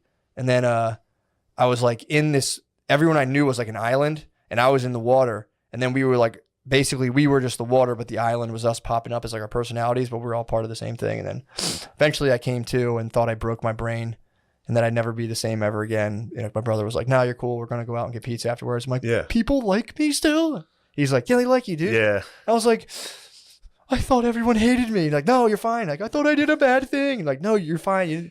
So then I like laid there for a while, and I was like, I can't move. And then finally in my head, I was like, Tom. and he didn't come. He like went for a walk. He wouldn't come upstairs. So I was like, you have to stand. And that's when I got up and like pushed the door. I had to pee really bad, but I couldn't get out of bed. Yeah. So I went out of bed. I peed, and as soon as I peed, I was like, I'm back in my body because I was like in my body, but I wasn't working like I thought it would. And then I had another hour of just like chilling downstairs, being like talking to my brother, being like, how do you fucking function? Because he had done it previously. And I'm like, how do you even live now? And he was like, you'll be fine. And then eventually went for a ride. I got a smoothie, and like that night it kind of wore off and I had a splitting headache. I was surprised that I forgot you had done it. Yeah. What the fuck was I? I think we were doing a sketch. I texted you. Yeah, you're doing a sketch. I was texting you, obviously. Love you. Sorry for being a fag ass. Yeah, I liked that. That was very funny. I just felt like I had been so shitty to everyone. And then I was like, oh yeah, I mean that's exactly how I felt. Yeah. It's dude, I relived. I see why you're bugging out about that. I'm like, dude, you're fine. And I was like, I came out of it like, I'm such a fucking piece of shit. Oh, bro. Yeah. Yeah, waking up that day was just like I feel like you had it way more difficult. Like if you had set up and it was like dude, my shit was so cool. Bro, I was fucked up when I started I had no preparation at all. I wasn't like, this is what I'm doing. This is where I am. I didn't know where I was. It was night number 2 in an unknown place. Dude, I like mentally prepared for like 2 months and like read spirituality books and all this stuff that obviously were a humongous help because I was able to kind of like just kind of think of the whole thing through that. If I had just been like spit out and that hit me and I was just like, that happened to me once and I just fucking freaked out. I don't remember any of it, but I remember a lot of it. Really? And I was happy I did it that way. True. I was happy I did it without any sense of I had control or like figuring stuff out, you know? Well, that's because I had nothing. That was the thing for me. It was like all your little schemes of like, I'll do this and I do that. It was just like, that's just shit you tell yourself, dude. Yeah. Just munch them, bug out. You'll be back in your body. And I had to like get used to my body again, which was weird. Yeah. So I walked around the house in the morning. Just getting back in your body? Maybe, yeah. You must have eaten like a quarter, dude. I don't know what I ate. Judging off what you told me you ate, I think it was like there was a long period of time where I was totally incapacitated. Yeah. I got hit with a mirror. I walked in the bathroom, saw dude, I was telling you this. I looked like a groundhog. Like I saw like my face was like pink and my eyes were huge and I was like, damn, dude, I look like Gus the groundhog from this Lotto commercials, dude. I was like, is this what I look like? And well, that was towards the end. That was when I started like you came back too. I was like, that's me. Like I was thinking for a while. I was just zero. And then I at one point I went upstairs and got water. Nice. Yeah. See, I would sip water and just instantly feel nauseous. Like at one point I was like, I'm gonna throw up, and he was like, you gonna throw up, and I was like, no. Yeah. I was like lay there, but yeah, dude. That when I came back too, when I like got back in, because I didn't know like anything about myself. Like my phone, I was like, ugh. But I remember thinking like that'd have been so funny if I came back and I was just 400 pounds. I could have came back and like, oh shit, dude! Like I had no idea. I remember just the one thing that made me laugh is like when I was finally like coming back into myself. I remember being like, I have a goatee. Yes, yes, dude, I did it. Dude, Sweet. It was funny to like. I remember being like, I have longish sort of hair. Like I was like, I Ray Charles myself. I was just kind of like, okay, yeah, it was crazy, dude. But the whole experience is one thing. It's for me, it was the after effects have been awesome. Yeah. Dude, I had like nothing but neurotic thinking patterns that have like, I forgot. Like, so what happens is like, I'll wake up now and I didn't know, I forgot I used to even do this. I went to pee the other night, woke up to take a piss, pissed. And then like, I had like a flood of racing thoughts about just like complete nonsense. But I remember being like, oh yeah, I used to wake up in the middle of the night and fucking freak out. Like 4 nights a week. I'd wake up and be like, ah! And I was like, that really? Like, all the time. I was something I like would happen to me in the middle of the night and I would just put it out of my mind and go back to bed. And I would just be like, oh, what do I got to do tomorrow? And I would just think about like 40 things at once while I'm peeing and like just freak out and go back to bed. Yeah. That started to happen. And I was just like, fuck, man. And then I started going, dude, I think you fucked yourself. You know, then it starts happening again. And you go, no, I'm good. I went back to bed. But it's like, dude, I like erased just, it was just like, there was like a ton of plugins. Like you have like your ego and it's a good thing to have. It's like keeps you from dying and stuff. But like, there's like, don't get eaten by a bear. Don't get murdered by your neighbor. They're like good programs to run. And then it's like, there's like a plugin that's like, is your boss mad at me? is my wife mad? They're the ones that trigger that same limbic system. And it's like, I was running like thousands of plugins unnecessarily that just got pulled off. Why? What do you think? I just was anxious and neurotic, dude. Yeah. It was just, that's just what happens. It's like if you have an employee and their job is, it's not as important as it's important, but they shouldn't be running the show. They'll invent things to do to keep themselves more relevant and important. Yeah. So the ego thrives on problems. So they just constantly invent problems. And that was the thing that bugged me out too. I was like, why are we fucking giving kids math problems, dude? We have enough shit going on. We're fucking just inventing shit. I invent shit. I was in math and they made me fucking just figure out shit that wasn't even fucking real. It was nuts. It was fucked up. Like, fucking shit's hard enough, dude. You don't got to just be confusing kids with fucking numbers they don't understand. Yeah. It's like, that doesn't exist. Just fucking delete it from the textbook. Math? And I was like, it's good to know, but come on, man. Yeah. Shouldn't have to do that shit. Yeah. I started thinking about they should be able to tell who's dumb. Well, I started thinking about that. I'm like, that's good. fucked up, man. They just put that shit on people, dude. The Pythagoreans. I was just a Celtic warrior, obviously. Yeah. Pythagoreans were just came there and they're like, do you even know how to count? And I was like, what the fuck are you talking about, dude? No. What do you mean? I know how many wives I have. That's what everyone did. 4? They were just like 3-year-olds. They were just like, how old are you? Yeah. They'd have sticks. Put them on the ground. That many. Like, I've been marking a rock, I think, every 4 moons, but give or take. They're like, dude, you fucking suck. You even notice the stars revolve and you're like, stop fucking around, dude. Yeah. Like, we own you now. And you're like, fuck. Now your fucking great grandkids have to crack math problems, dude. It's fucked up. Bullshit, dude. So you feel like it was good. Yeah. And you feel better than you did? Yeah. But I will say this. There's a caveat because I could see how you could fucking spin out afterwards because it's a big change. And it's one of those things where it's like, I had to come to grips with the fact that I'll probably never be exactly the same. And that's kind of scary. I think you will. I don't think so, dude. I think, at least I did. I think. You can't, so they kind of wore off a little? After a couple days. Yeah. Because the first 2 or 3 days, you're like, oh, shit. Yeah. Like, definitely the first day. Like, I went out to lunch and I was out to dinner with my girl and she was like, are you all right? Yeah. I was like, yeah, I'm fine. And that makes you feel worse. Yeah, for sure. I was getting that the day of, like, are you sure you're fine? And I'm like, fine. I had a bad headache, dude. I had to go take a hot bath.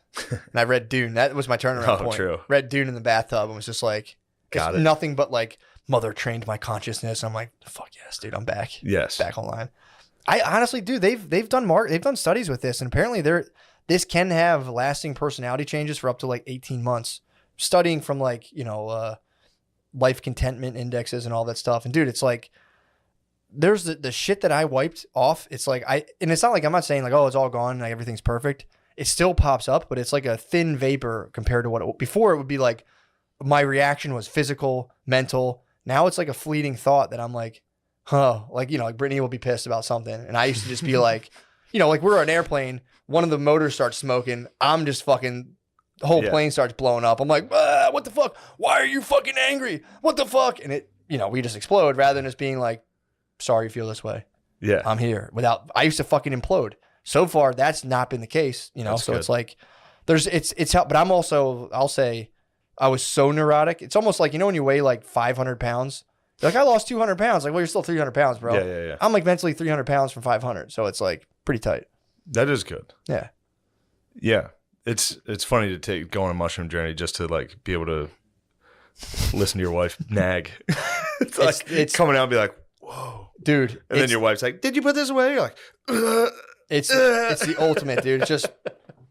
You Neo your wife's nags? Every man in my family, the mission now is the whole family. Survive the women. We're going to get the whole family just fucking Celtic warriored up.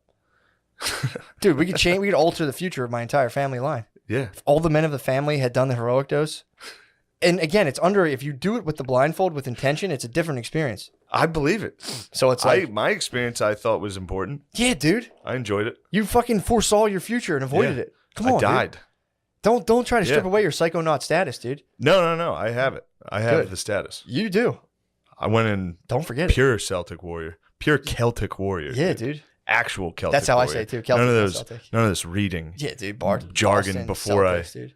None of this. True. Studying. That I was just like, hand me my ale, and I was drinking my ales, and I was like, give me these, whatever these are. I'm a true Celtic warrior Viking. True. That's how true. I feel.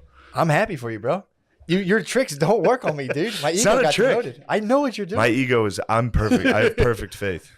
That's good. I'm humble. Do you believe in God? Yes, humbly.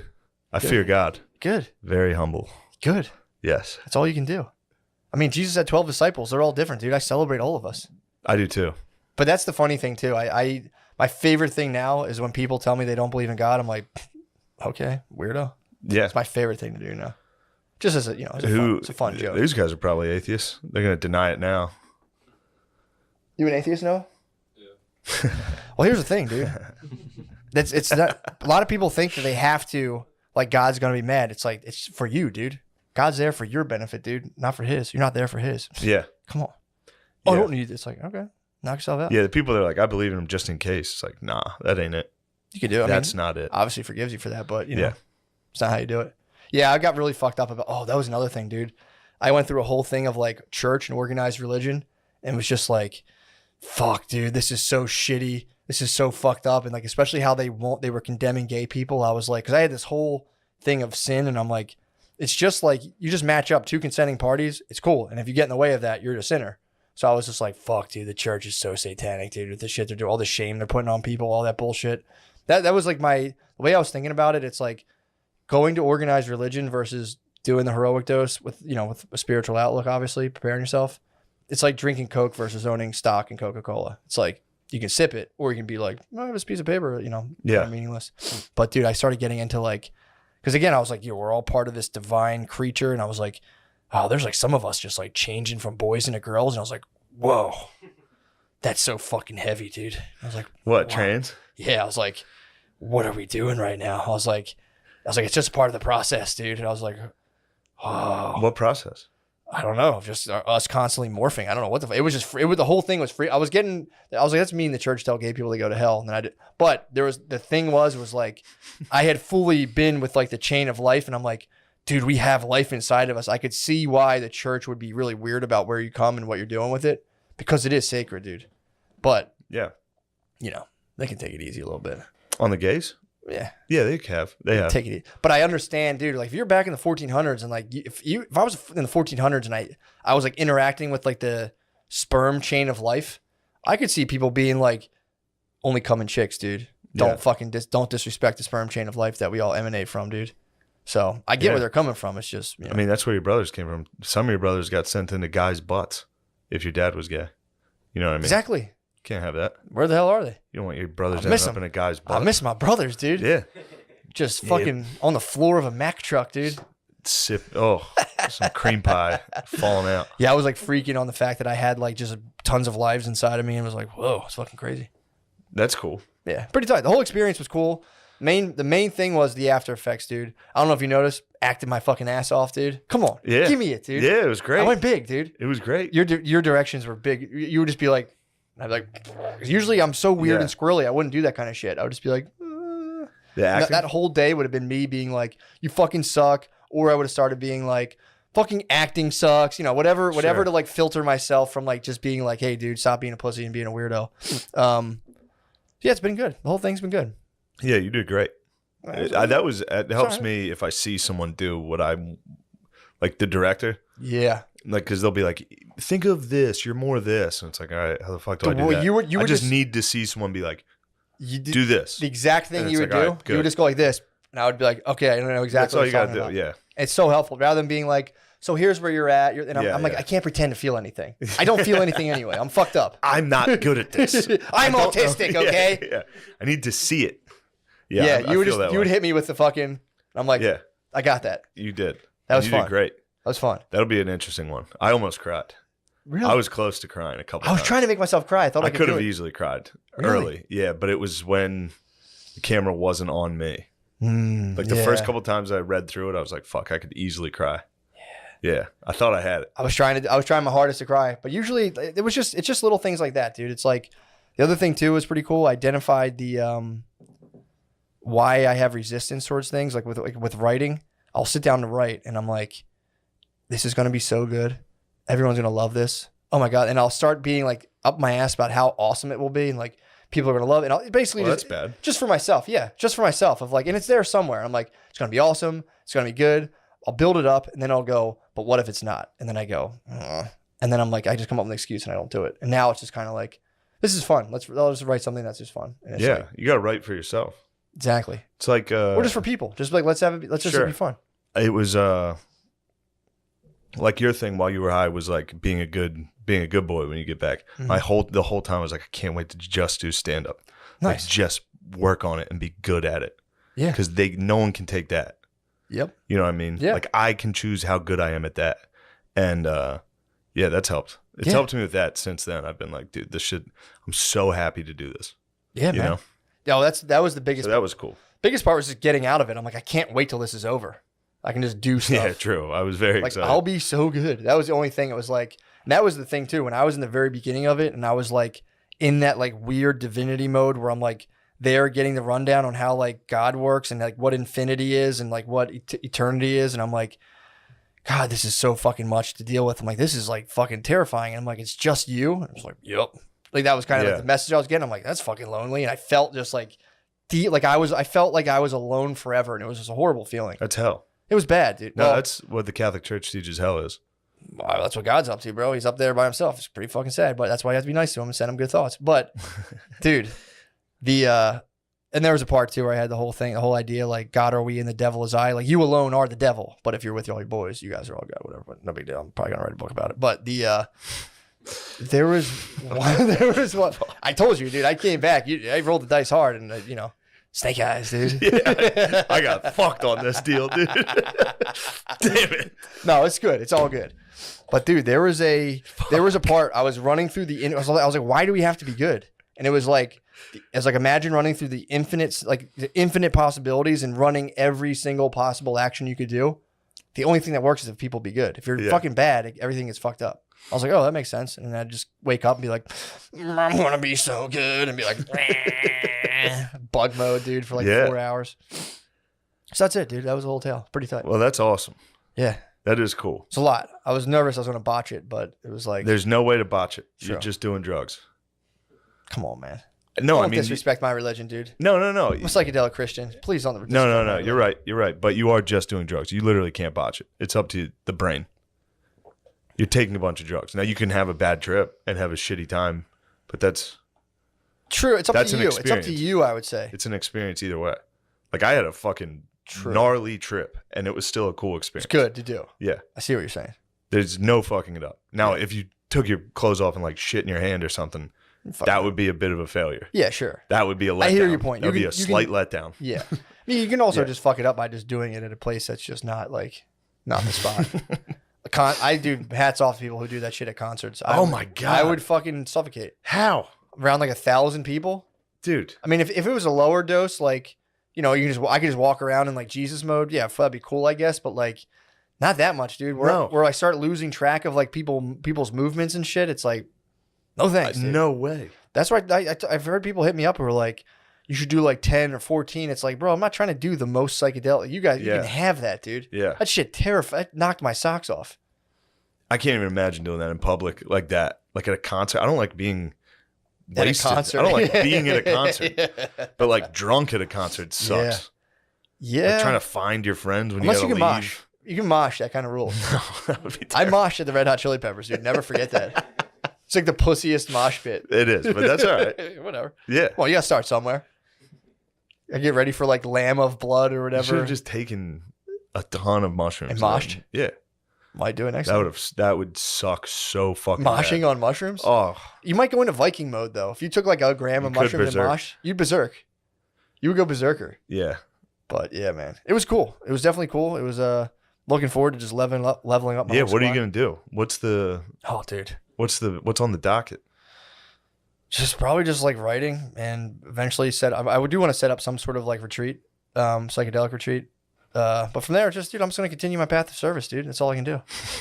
That's all. What the fuck? What do you want me to do? Path Come of on, service. man. Obviously. That's all I want to do is just help. There's just like, the world's like a big Rubik's Cube and you have like a tiny little line through it. I just want to try to like connect the colors in my line and just, eventually die.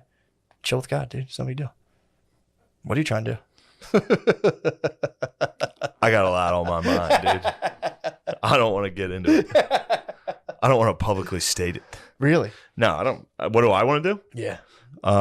Be good at stand-up. Nice. And help all my friends out. That's all, dude. That's what I'm saying. Yes. You're a good man. Continue my life. You're a of service. goddamn good man, dude. You're a good man.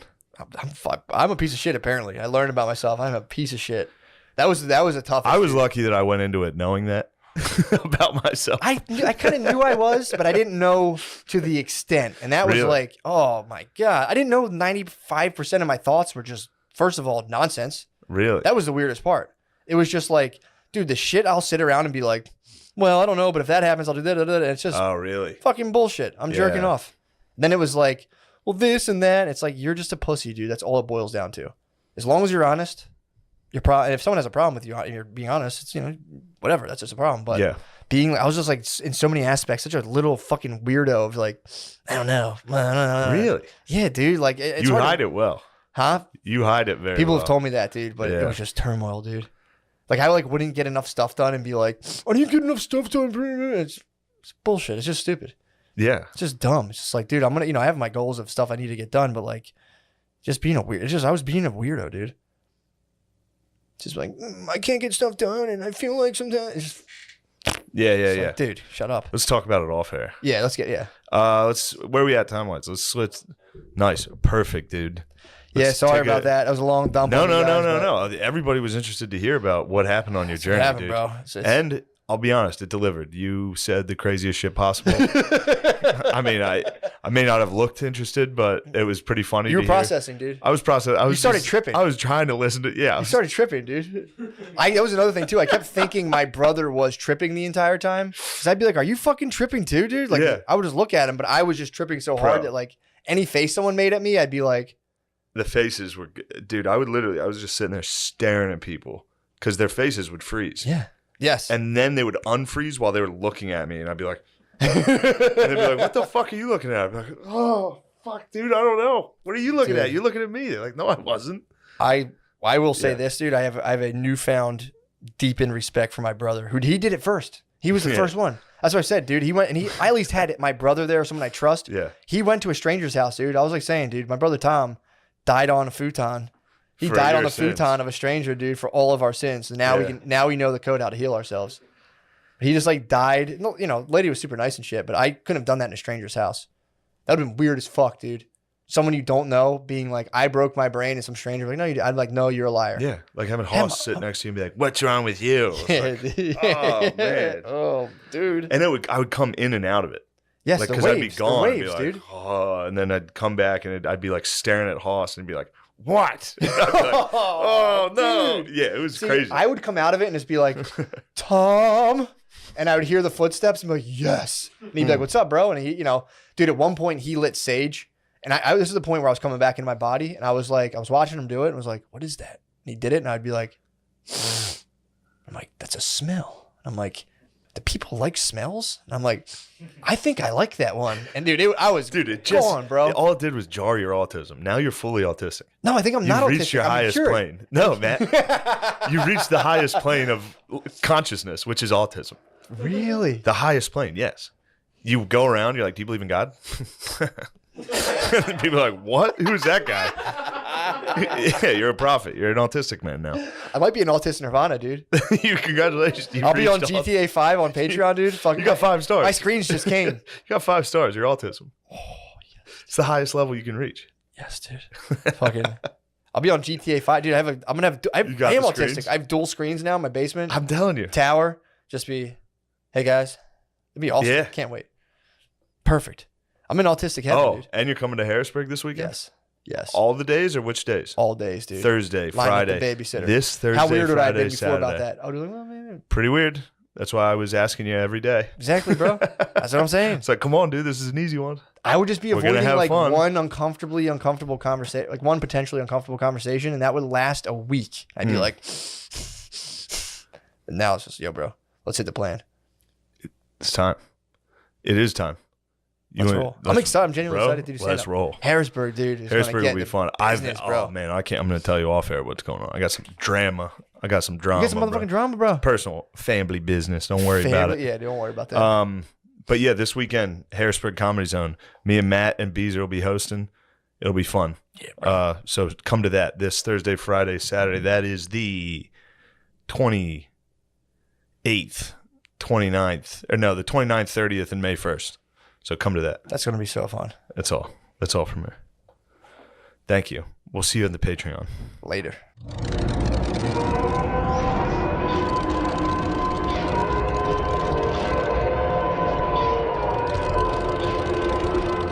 The Wild Wild West.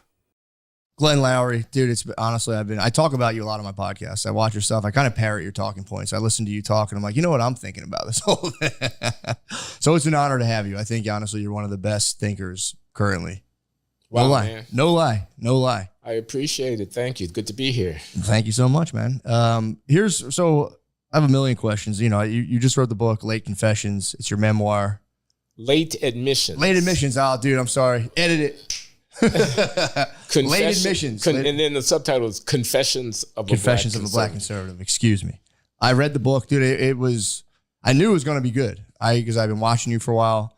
So I read the book and it was, you know, like books just kind of like grab you and you can't put them down. It was, I'm not buttering you up. I swear to God. I read it and it was pretty great. That's great to hear. Because I remember you were kind of like hesitant. You're like, you know, like, well, should I write an autobiography? I don't know if you're just kind of like messing around with your co-host, John McWhorter. But did you really have like a kind of hang up? Like, do I really deserve to write an autobiography? Or did you know, like, I'm letting this rip? I don't know if I'd put it that way, but it was a long time coming. I've been thinking about it a long time before I actually got it done. Mm-hmm. So, yeah. But once I got going with it, once I got into the thing, it kind of took over. So what was that like? Like, did you have an outline for like this part of my life, or did like the memories just spontaneously arise as you started kind of from the beginning? I went through different, phases. First, it was going to be Changing My Mind. That was my title, had a working title. And I thought it was about being on the left, being on the right, you know, a black guy, conservative, Reagan affiliations and things like that. But then kind of going left and, you know, my back and forth, the pendulum swing of my politics, changing my mind. It was going to be about, you know, the friends you lose and, you know, the things that you have to do and, you know, things like that. But that was the cover story. That wasn't the real story. Yeah, you know? I remember that theme from there. Then it was going to be the enemy within. You know, I went through a phase when it was all about, you know, fighting my drug addiction and, you know, dealing with my sexual addiction and things like that. And confession and, you know, getting religion and losing, you know, it's going to be about the devil, about the guy sitting on your shoulder on one side, on the other side. The enemy within. And then I realized that the real issue for me was figuring out how to tell myself the truth about my life. That was being honest. It was coming to terms with it, you know. And I finally was able to get something going. Yeah, I had an outline. I had a dozen outlines. Yeah. You just didn't know how deep you're going to go into. You know, I knew I wanted to do the Chicago thing. I knew I wanted to do the MIT thing. I knew I wanted to do the Harvard thing. I knew I wanted to do the drug thing. I knew I wanted to do the church thing. Yeah. So I had these, you know, but it didn't have the life that it needed. It didn't have the I want to say something like thematic integrity. It didn't have the vision. It wasn't quite right. What do you think the theme was? So, because I have an idea of what the theme was for me. What do you think the theme was, at least from my experience of it? What do you think the theme was for you when you were writing it, or like that you took away from it afterwards? Well, I hint at that in the preface when I say it's the problem of self-regard. And I say I'm playing a game with the reader. The reader has to figure out whether or not what I'm saying about myself is true. And I call myself being clever. You know, I say, I'm going to tell you the worst things about myself. And in doing so, I'm going to gain your trust. Yeah, I remember I was kind of tickled when I read that. I'm like, God damn it, he's so smart, dude. It's such a good way to start the book. But that was true, though. It was, you really did disclose, you know, a lot. And it wasn't like, you know, I read it and I was like, first of all, and I got to say, and this is, I just didn't know how much of the book was going to be about you getting pussy. That was crazy. Got a lot about of pussy. what? You got a lot of pussy. A lot of the book was about getting pussy and growing weed. Sometimes I had to turn it over and check. I was like, is this my life story? And I was like, no. I was like, this is you, Glenn. Well, I wasn't bragging. I wasn't trying bragging. to prove anything. No, I dude. was just telling you what you don't happened. need to, bro. You don't need to, man. That was the smoking jacket, dude. I would try to explain that to people. And like, what are you talking about? I'm like, dude, it's the funniest thing. Was your Uncle Adler smoking jacket? You should have known my Uncle Adler, man. Yeah, that was my Uncle Adler's smoking jacket, and he gave it to me. I mean, he came to my bachelor pad on the near north side of Chicago, Lincoln Park. And, it was all set up for seduction. Yeah. And, I've got the music playing and I got the incense burning and the weed and whatnot. And, the fireplace and the exposed brick, the track lighting, the 4-poster bed. I'm ready. Bro. And he says, oh, man, this is too much. You will make better use of this than me. Because he was this Duke Ellington-esque. Mm-hmm. He was born in the early 20s, so, he would have been like 30 years old in 1952, 53. He was in his prime. He was in his prime, and he transferred you the smoking jacket.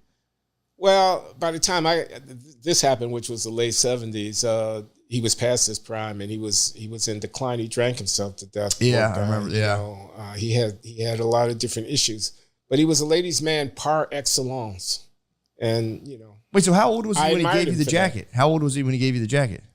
Okay, he would have been 55. Oh, okay. I thought you were saying he was 30. I got you. So he was like really happy. No, he was still making good use of it when he was 30.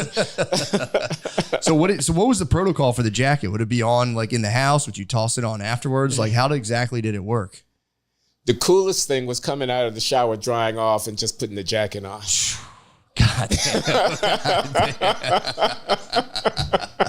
And then I don't know if you fully, maybe you recognize this, but just like the poetic nature of how it met its demise, just a scorned young lover cutting it to pieces. Like there was no other way that jacket was going to lose form other than that by the hands of a scorned young lady.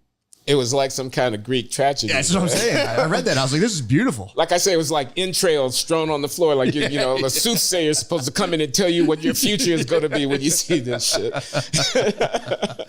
But that's what I really liked because, like, you really can, like you were saying, like, oh, I'll just hit a couple key themes from the south side of Chicago, blah, blah, blah. But you were like really went in the autobiography, and it was like, you were really laid, like, just stuff out there that I think a lot of people would kind of be like, nah, I'm going to polish my image, where you're like, well, I want to be authentic, but then I don't want to totally, lose it. Because everyone has stuff they've done that they're obviously not proud of. To the point where people might be saying, you're telling me too much. They might be saying, why are you telling me all of this? They might be trying to say, oh, it was that bad. You think you can get a pass by telling me how bad it was? Yeah, but that's kind of, I think that's kind of, I don't know. I totally agree with what you're saying, but I'm like, if you've lived a full life, like you've made mistakes yourself, and to be able to like make them, learn from them, grow from them. I don't know. I just like when people are like, you think you're going to pass now? It's like, dude, I'm sure you've done stuff too. Like, yeah. My answer would be like, yeah, dude, I wrote it down, and it's like, well, a pass for what? It's just like, this is my life. This is what happened. And it's like, well, that's where I came out. I came out saying, it is what it is, and I have to tell it fully. And as I say in the book, in a way that I'm exposing myself to myself too. I'm going back over these things, and I'm asking myself, man, how could you have done that? What was it going on in your mind? Like when I smoked crack in my Harvard office. Yeah, that was pretty good. That was a good one. I take my whole career in my hands. Anybody could have come in with a security key, man. Yeah, that, and also that was crazy. That was a wild move, and also I will say, bringing the side babe to a work thing. Bro, I read that and I was like, no, Glenn, don't do this. No, dude, that was crazy. In Israel, I took her to a conference at the Hebrew University of Jerusalem, Mount Scopus campus. And people really like, did people actually like take you aside and like, dude, what the hell? Or were they just kind of They didn't, but they raised their eyebrows. But I was oblivious to the whole thing, man. I was getting ready to go into the Reagan administration as an undersecretary to Bill Bennett in the education department, which was all about family values and everything like that. And it was just crazy. Yeah, but the thing that this is the one question that like, because when I read your autobiography and it sent me, I started reading them now like compulsively. I'm reading a bunch of them because then I started like, when I read yours, the big question was like, to that point of like when you were like, orbiting the apex of basically worldly power. And then the whole thing, the thinking that I would get from your autobiography would be like, yeah, I shouldn't be doing this. I shouldn't be having extramarital affairs, but I kind of deserve a reward. I'm working hard. I'm getting all this stuff. And if that was the thinking at the time, and it's honestly like you said, you weren't obviously the only one in Washington, D.C. that had, a little sweet thing on the side. So the question would be like, looking back on all that, what do you think a person in like super high stature like deserves, quote unquote, or like what do you think looking back on that now? Does that question make sense? Well, yeah.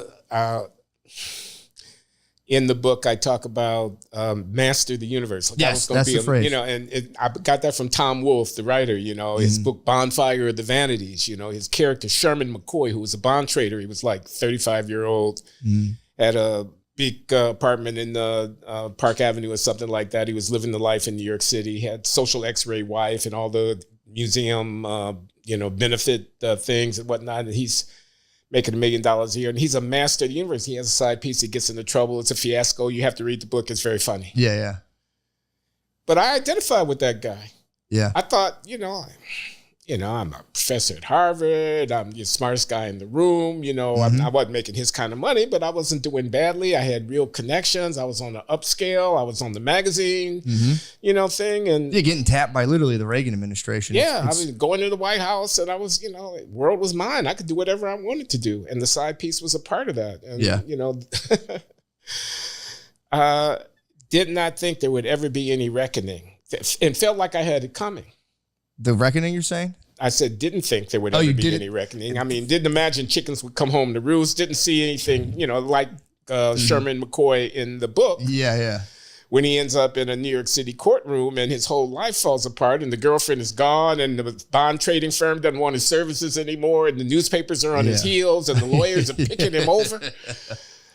I ended up pretty much in the same kind of a position. Yeah, well, that's kind of my question, because I started reading these autobiographies trying to figure out, like, because there's like, if you look at like value systems, you have like sacrifice self. This is all from like Spiral Dynamics, which I'm not like a master of. I've just read books about it. And there's like express self, which is like, I'm going to get what I want, not even like damn everybody else, but like, I'm going to, try to get as much as I want that's my driving emphasis on life. And then there's like, I should sacrifice my well-being for the good of others. And they're just two prevalent worldviews that like, you can either subscribe to one. And the question I have is like, to what degree do you sacrifice your own joy and happiness versus do you, pursue your own joys? And like, basically how do those worldviews play out if you read someone's entire life? So I don't have the answer to that. I don't know if maybe you could shed some light. Do I? Yeah, it's kind of a tough one to figure out. What would you say looking back on it? Like, because my main question was like, yeah, if you were to have side pieces and get away with it, you'd probably look back on your life pretty fondly and be like, fuck yeah, dude, that was awesome. But it's when it comes and it just kind of like hits your life like a meteorite. I think that's when that's what I'm just trying to figure out, basically. Well, sorry, that's like kind of a heavy question. What I told myself was I was living fully. Yeah. I've only got one life. I'm going to live it to the full. I'm going to have experience. I mean, I went through a religious phase, and I abandoned all of my wild pursuits. My wife, who had been with me through thick and thin, and stuck with me. We started having a family. We had 2 sons. We're in their 30s now, but we're babies at the time. And I found Jesus. I was deacon in the church. I was, AA. I was going to my meetings. 2 years, 5 years. I was a straight arrow for a while. Yeah. So my question is, and in the book, it is funny because you talk about kind of the breaking point is like people touching you and you had to do like basically the tongues, and you had at one point you just gave in and you're like, bah! It's complicated. What was that like? I mean, was it not? Well, there was that.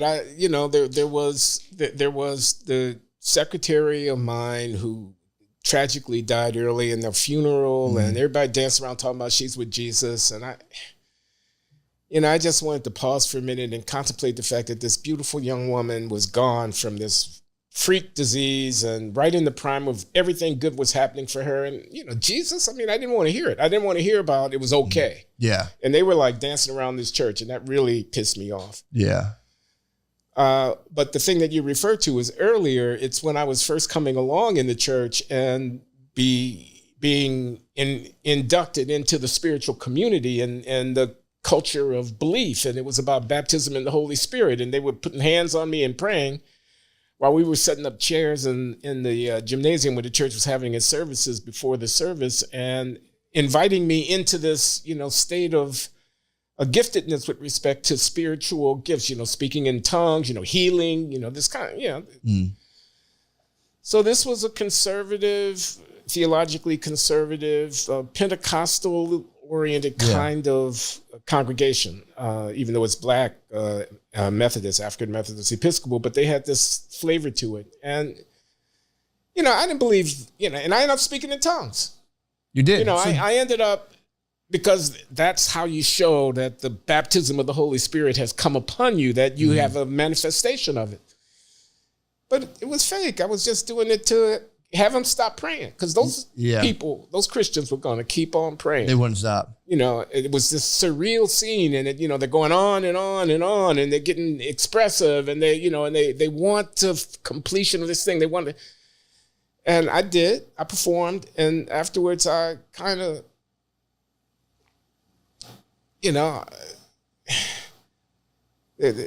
there was a kind of cynicism to it, a kind of, what game are we playing?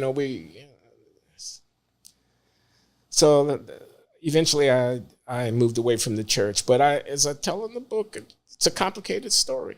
Where do you stand now personally with like spiritual beliefs, and like, where do you, So if I had to put a name on it, I'd say agnostic. I am not an anti-religious person. I'm not a person who, they believe in God. That's some crazy shit. Yeah. I'm not that guy. I respect people's trying to come to terms with the biggest questions of existence. What's the meaning of life? Who am I? Where do we come from? What's the answer to the ultimate questions?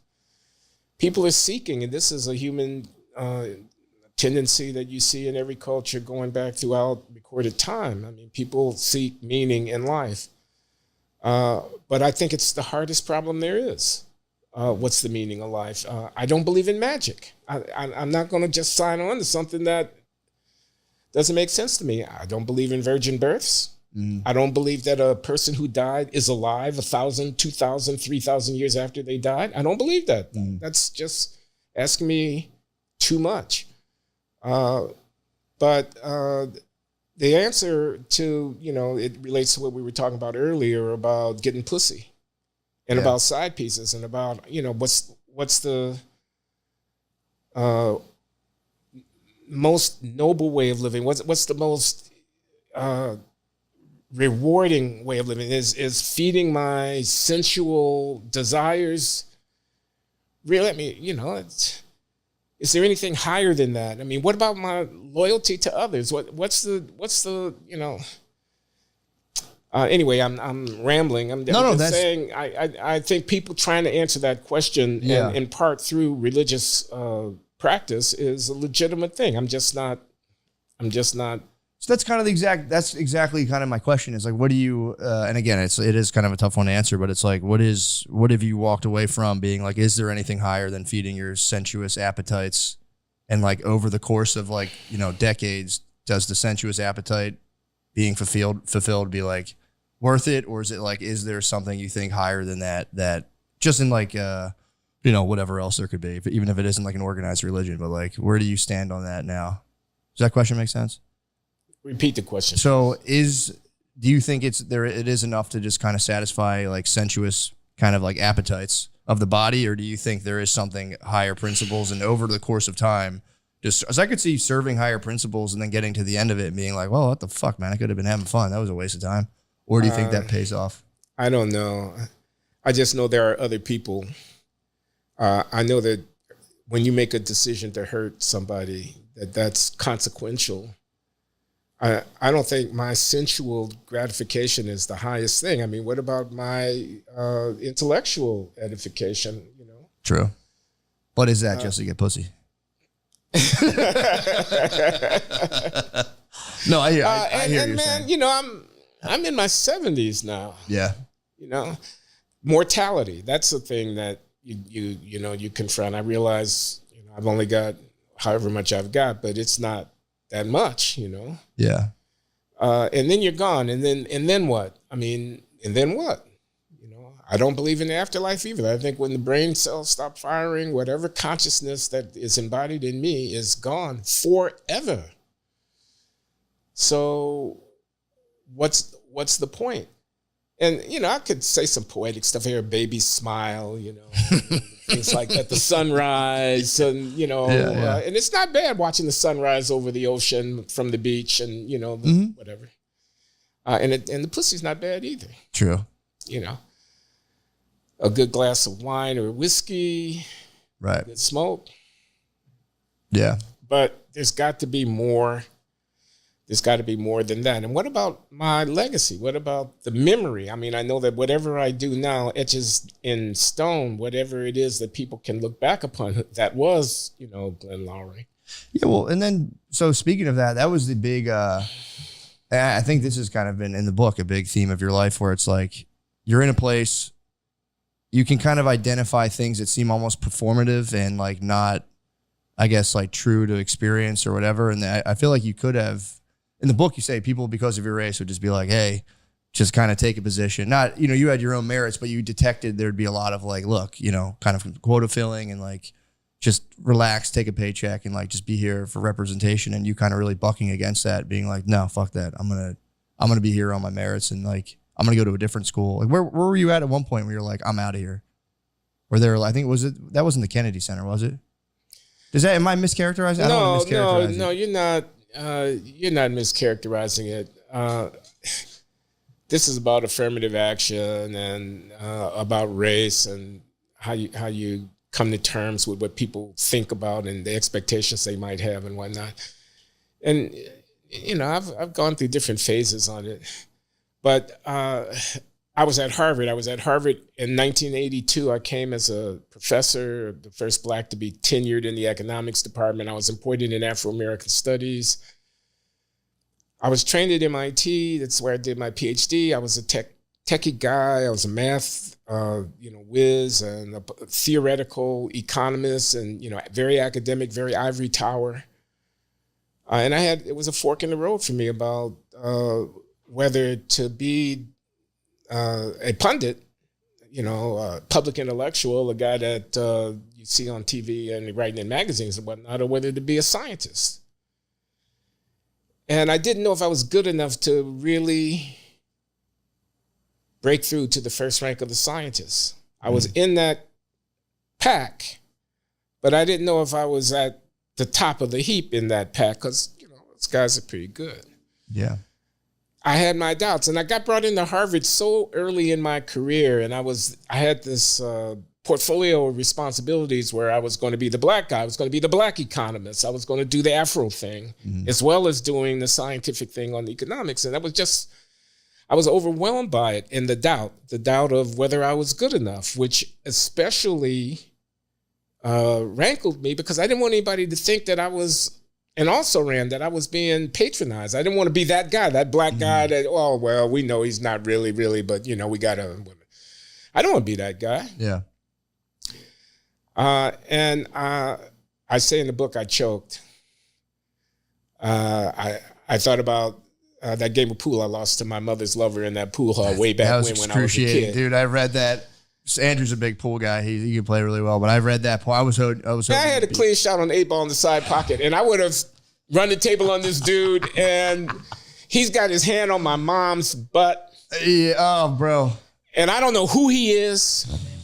And, you know, man, and I missed that shot. Oh. I choked, man. Yeah. And I felt a little bit like that some days when I was sitting in my office at Harvard and I was trying to find an idea that I thought was going to be a good enough idea. And I'm looking over my shoulder and everybody's looking and is he going to be good enough and whatnot? And I had an out. Yeah. And the out was going over to the Kennedy School, taking up the job of a public intellectual and start writing op-ed pieces and, you know, book reviews and magazines and commentary because I was a unusual Black guy. I was conservative in some of my orientations. I had a lot of respect for what the Reagan Revolution was about as far as an economist is concerned. Forgive me. It was a long time ago. I was young and foolish, but there was a road for me to be a pundit and a commentator, you know, a Cornel West, you know, kind of type. Yeah. You know, he's respect. I respect Cornel. He's fantastic. I respect Cornel. So, but the scientific with the green eye shade and just doing the, you know, the epsilons and all that. and I made the choice to go the way that I ended up going. I'm curious though, because, you know, I obviously had only seen your show before that. So I didn't know, I knew you were, you know, economist and all that stuff. I don't know anything. I'm terrible at math. So I was just like, you know, whatever, like supply and demand. And I didn't know it was such a technical science, but do you have regrets about, because you seem, my point is you seem so well suited for like like you're so good at like just talking in general that like, the fact that you were like, I don't know if I want to do this. Do you feel like that was like almost a well-placed nudge by the universe at the time? Or do you feel kind of like, damn, I wish I stuck, which is just imagine you sitting in a building doing math is just like, my God. It's kind of nuts.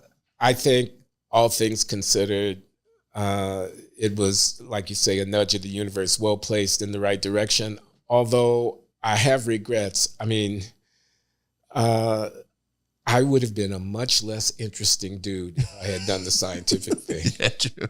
Okay. Maybe you could have been like Breaking Bad. You might have been like making math shit. There would have been this character inside of the guy trying to get out. That's what I'm saying. It would have been crazy to keep all of that in, just the hours of talking, you know, all of the stuff you've done, and to like keep that in and just sit behind a desk and just doing. So there's a character I carried through the book. Jonathan Hughes is his name. He was one of my teachers when I was an undergraduate at Northwestern University. He's a historian, economic historian, economist, but a historian, played the saxophone, and always said, don't eat lunch at the economist table and the faculty club. Go to the big table where the historians and the literature people and the scientists and the whatnot, because it's too narrow. It's too narrow. Read widely. Read, you know, outside of your field. And I think that not getting too down in the weeds spirit stuck with me. I mean, so I might have been unhappy. Yeah. As a guy trying to, every year the Nobel list comes out, you're looking to see if your name is on it kind of guy. Yeah. I might have been, unhappy. I know I would have gotten a lot less pussy. I feel you. Yeah, I mean, well, and it's funny too, because I think obviously it worked out. You're doing, you got your recognition, and it's like, I do see the pressure that is kind of like, because for me, it's like, maybe this is like, I'm trying to think how to formulate this, but I especially with like, the black conservative thing, I feel like there's this like undue pressure where it's like, you're doing conservative values, but then you have, in the back of your head, it's like you have, family, all these other people who it's like could almost excommunicate you, being like, dude, you're playing for the wrong side, blah, blah, blah. Did you feel the pressure of like, almost like conservatives wanting to be like, yeah, say those things? Cause like, how did you, cause it's a shame. Cause it's like, if that's your real orientation, then you're like, how do you balance that? Or do you care? That's a good question, Matt. No, I definitely care. I definitely felt it. And I think you put it very well. Yeah, on the conservative side, there's people saying, yeah, get on out there, darky. I could say it, but they bite my head off. You go ahead. On the one hand. And then on the other hand, there's like my homeboys and my uncles and whatnot sitting back saying, man, what kind of Uncle Tom thing are you doing? What, tap dancing for the white man? You Reagan? Come on, you got to be kidding me. Reagan? Yeah, like that. And where do I stand? I don't want to be anybody's dancing bear. I'm there to say that even black people agree with us about affirmative action. I don't want to be that, guy. On the other hand, I had my doubts about affirmative action. I actually agreed with Reagan about a lot of the economic policy stuff. So I had to be true to myself. I mean, I can't live my uncle's life. I mean, but I had doubts.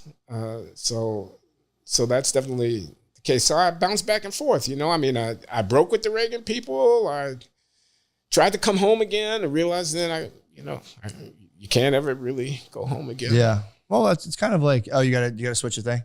All right. So I'll take a little break.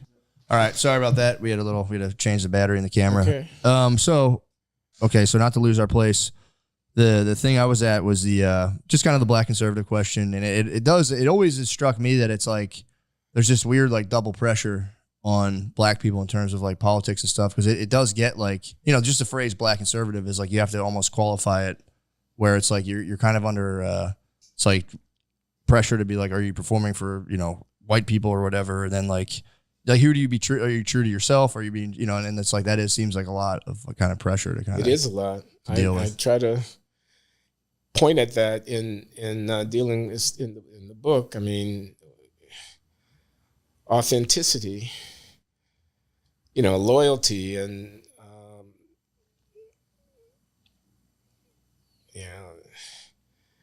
I resent other people thinking that they look at the color of my skin and they think I know what I'm supposed to say or what I'm supposed to do. I deeply resent that. Yeah. On the other hand, you know, when I pick up the newspaper and I read about some of the shenanigans that are going on, I mean, I'm talking about in Baltimore and St. Louis and, you know, Philadelphia, and Chicago, New Orleans, and I feel ashamed. Now, why should I feel ashamed about some knucklehead in some ghetto project somewhere that's ripping somebody off in a carjacking and shoot some other train? You know, why should I feel anything about that just because that person is black and I'm black? Mm-hmm. And I feel like it's my people, you know, and I feel like I'd be damned if I apologize for that. On the other hand, how can I expect somebody to see that and not want to move their family away from it? Yeah. And is it enough to just call them a racist? And I feel like the people who represent my group, my racial group, who go on TV, and I could name names, but sure, I don't need to, you know, are, you know, it's a song and dance. I mean, they're not dealing with the real thing, and they're not being honest with it. And yet, if I were to say what I really think, then I'd be a traitor. So it's like a maze. It's like wandering in a maze. I mean, I don't know what to do, and I don't want to feel trapped. I want to be true to myself. So I'm dealing with it the best I can. Yeah. Well, that was like, so I went to school like kind of later, like only a couple of years ago, I think in 2000, I went to school for social work, or no, 2020, excuse me, for social work. And that was like, I mean, it was crazy just being like, there was no, like even suggesting that somebody have something, you could even be like, obviously there was historical traumas endured, and like there's a real thing with that. Then be like, but despite, you still have to have some sort of like, you know, like responsibility. Like you are at some point still responsible for your life. Just saying like that, they'd be like, no, you can't. How dare you? And it's just kind of like, well, dude, it's not going to help anybody. Like take like a 40-year-old person and be like, yeah, look, none of this is your fault. So I feel like I feel like everything gets simplified where it's like you have, you know, one group of people being like, it's their fault. They need to fucking get their act together. Talking about like black people from the inner city. And then you have people be like, look, it's not their fault at all. And it's like, there has to be it seems pretty easy to like stitch those two things together. Like, yeah, obviously there's been some terrible stuff that's happened that's had an effect, but there's also needs to be some self-accountability. Like, where do you kind of stand on that question? Or do you just like? I agree with that. I mean, there are a lot of unfairnesses in the world, and there are a lot of people who are in desperate straits and who could do with some help. And I would not want to be a 22-year-old mother with 3 children and making $20,000 a year trying to get by on earned income tax credit and stuff, and food stamps. I mean, I wouldn't want to be that woman, or I wouldn't want to be one of her children. Yeah. That's inequality in spades. But that's a separate point from the point that each and every one of us is responsible for how we live our lives and what we do at our time and the extent to which we are responsible to those who are dependent upon us. And you can't let the one cancel out the other. I mean, So, I mean, let me be concrete. Homicide, violence, assault, rape. You just look at the numbers and look at the racial disparity in the numbers. I don't want to hear from a social worker about how it wasn't his fault. Mm-hmm. He had a choice to make. I mean, who are we if we as a society take such despicable behavior? And of course, I get emotional. Now I'm getting emotional about criminal behavior where they're victimizing people. Well, we should get emotional about it because it's despicable. Yeah. Little baby sitting on his grandmother's knee on the front porch and some THUG riding by shooting a pistol at his rival out the window and he kills him. That's despicable. Mm. Black Lives Matter. Exactly. That's despicable. Yeah. Like that. I think you should be able to do both things. We should have a decent society without apologizing for criminals. Yeah. And when they're black criminals, without apologizing for black criminals. Yeah. Well, and that was the thing. And then on your show I was watching, you said something to the effect, and I thought it was like also true and good to be like, and people forget too that like people in the inner city, they're Americans. Like they're your fellow country people. Like we should be also helping where we can help and not like using the crime to just be like, that's a totally lost cause and then blah, blah, blah. Because there is like when I was doing the social work, I worked with high schoolers and I would hear their stories, and it's just like if you, like I grew up in the suburbs, and it's like from a suburban perspective to be like, yeah, they just got to figure it out, man. They got to go to school. And it's like, I would hear the firsthand accounts of like what a 14-year-old girl was dealing with. And it's just like, Jesus Christ, man. It would just be like frying my computer. I'm like, this is, I wish people would take a more kind of nuanced approach and just kind of like you're saying, be able to be like, yeah, you can call out bad behavior and also not try to like use bad behavior to, if you want to take like not to like single out Fox News, but like growing up in the 90s, I'm sure you remember the news was just like on Fox News, it'd just be like, black guys are terrible. And like it almost like when I remember being a little kid watching TV, just like seeing the news and be like, Jesus Christ, that's all it was. Then it flipped to like terrorists. Then it was like, white people are the devil. So yeah, I wish people would take more of like a nuanced approach. And it really makes me think like, have you ever thought about just for the sake of the money, just cashing in and going like full Daily Wire? And going where? Full Daily Wire and just being like, yeah, dude, you motherfuckers better knock it off right now. Here's my $2 million, please. Because that's crazy. You watch those right-wing commentators and it's like, it's the same one that's like the super liberal. You know exactly how they're going to fall on the issue every time. And it's like, do you ever think about taking that money and just going totally unilateral one issue and be like, yeah, guys, just let me know. Because those guys, they get paid lots of money. You're giving me ideas, man. Just a couple of years. Just cash in for a couple of years and just like, you know what, guys, I take it back. Because isn't that crazy, though, that you have the internet? That's like nobody's... I'll tell you what. So...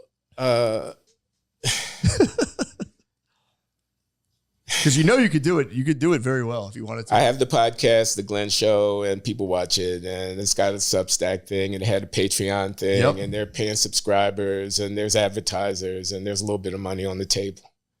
There could be a lot more money. You know what I'm talking about, exactly. That you kind of. My whole point is you kind of pay the price for being honest. Oh, wait a minute, because I got most of these guys beat because I'm a Ivy League tenured professor with an MIT PhD. Wait a minute. You're not going to be able to write that brother off, okay? No. And he's out there talking about what the immigrant thugs are doing. Cats. Have you talked about eating cats yet? They will pay. They will pay to hear that. Bro, they will pay you a couple $1 million a year. You can sign up tomorrow. Yeah, the thought has crossed my mind, but Yeah. That's my whole point. That's what I admire about you. Again, it's like you could easily fall in at your own, gain throughout years and decades. You could have just fallen in and being like, all right, I kind of see what's going on here. Let me kind of grease my palms and kind of go with the flow. But your whole life seems to be you getting into situations and being like, this is fucking bullshit. And it's a shame because it's like, the markets obviously rewards currently just like demagogic kind of like unilateral thinking of like good guys, bad guys, we're the good guys, they're the bad guys, and that's all we're doing. Like with the debates, it's like we got to pick a non-biased thing where it's like now it's like I won't do a debate on that one and I won't do a debate on this one. I think it's like embarrassing. Well, the shame of it is I still get accused of being a grifter just for speaking my mind, as I did just a minute ago. They say that I'm doing it for the money when if I really wanted the money, they haven't got any idea. Oh, my God. You can make so much more, bro. You can make so much more. And hopefully you don't read. What do you make of the whole internet comment phenomenon? Do you read them or do you kind of like... Yeah, I read them. I'm not going to say I read every single one of them in every one of the platforms. Never piss you off? But, yeah, they piss me off. I mean, and don't read them. I have an editor and a producer at the podcast who helped me put the thing out. And, we meet and talk about all this stuff and the feedback and whatnot. Audience capture. You don't want to get an audience capture and whatnot. Yeah. But I try not to take it personally.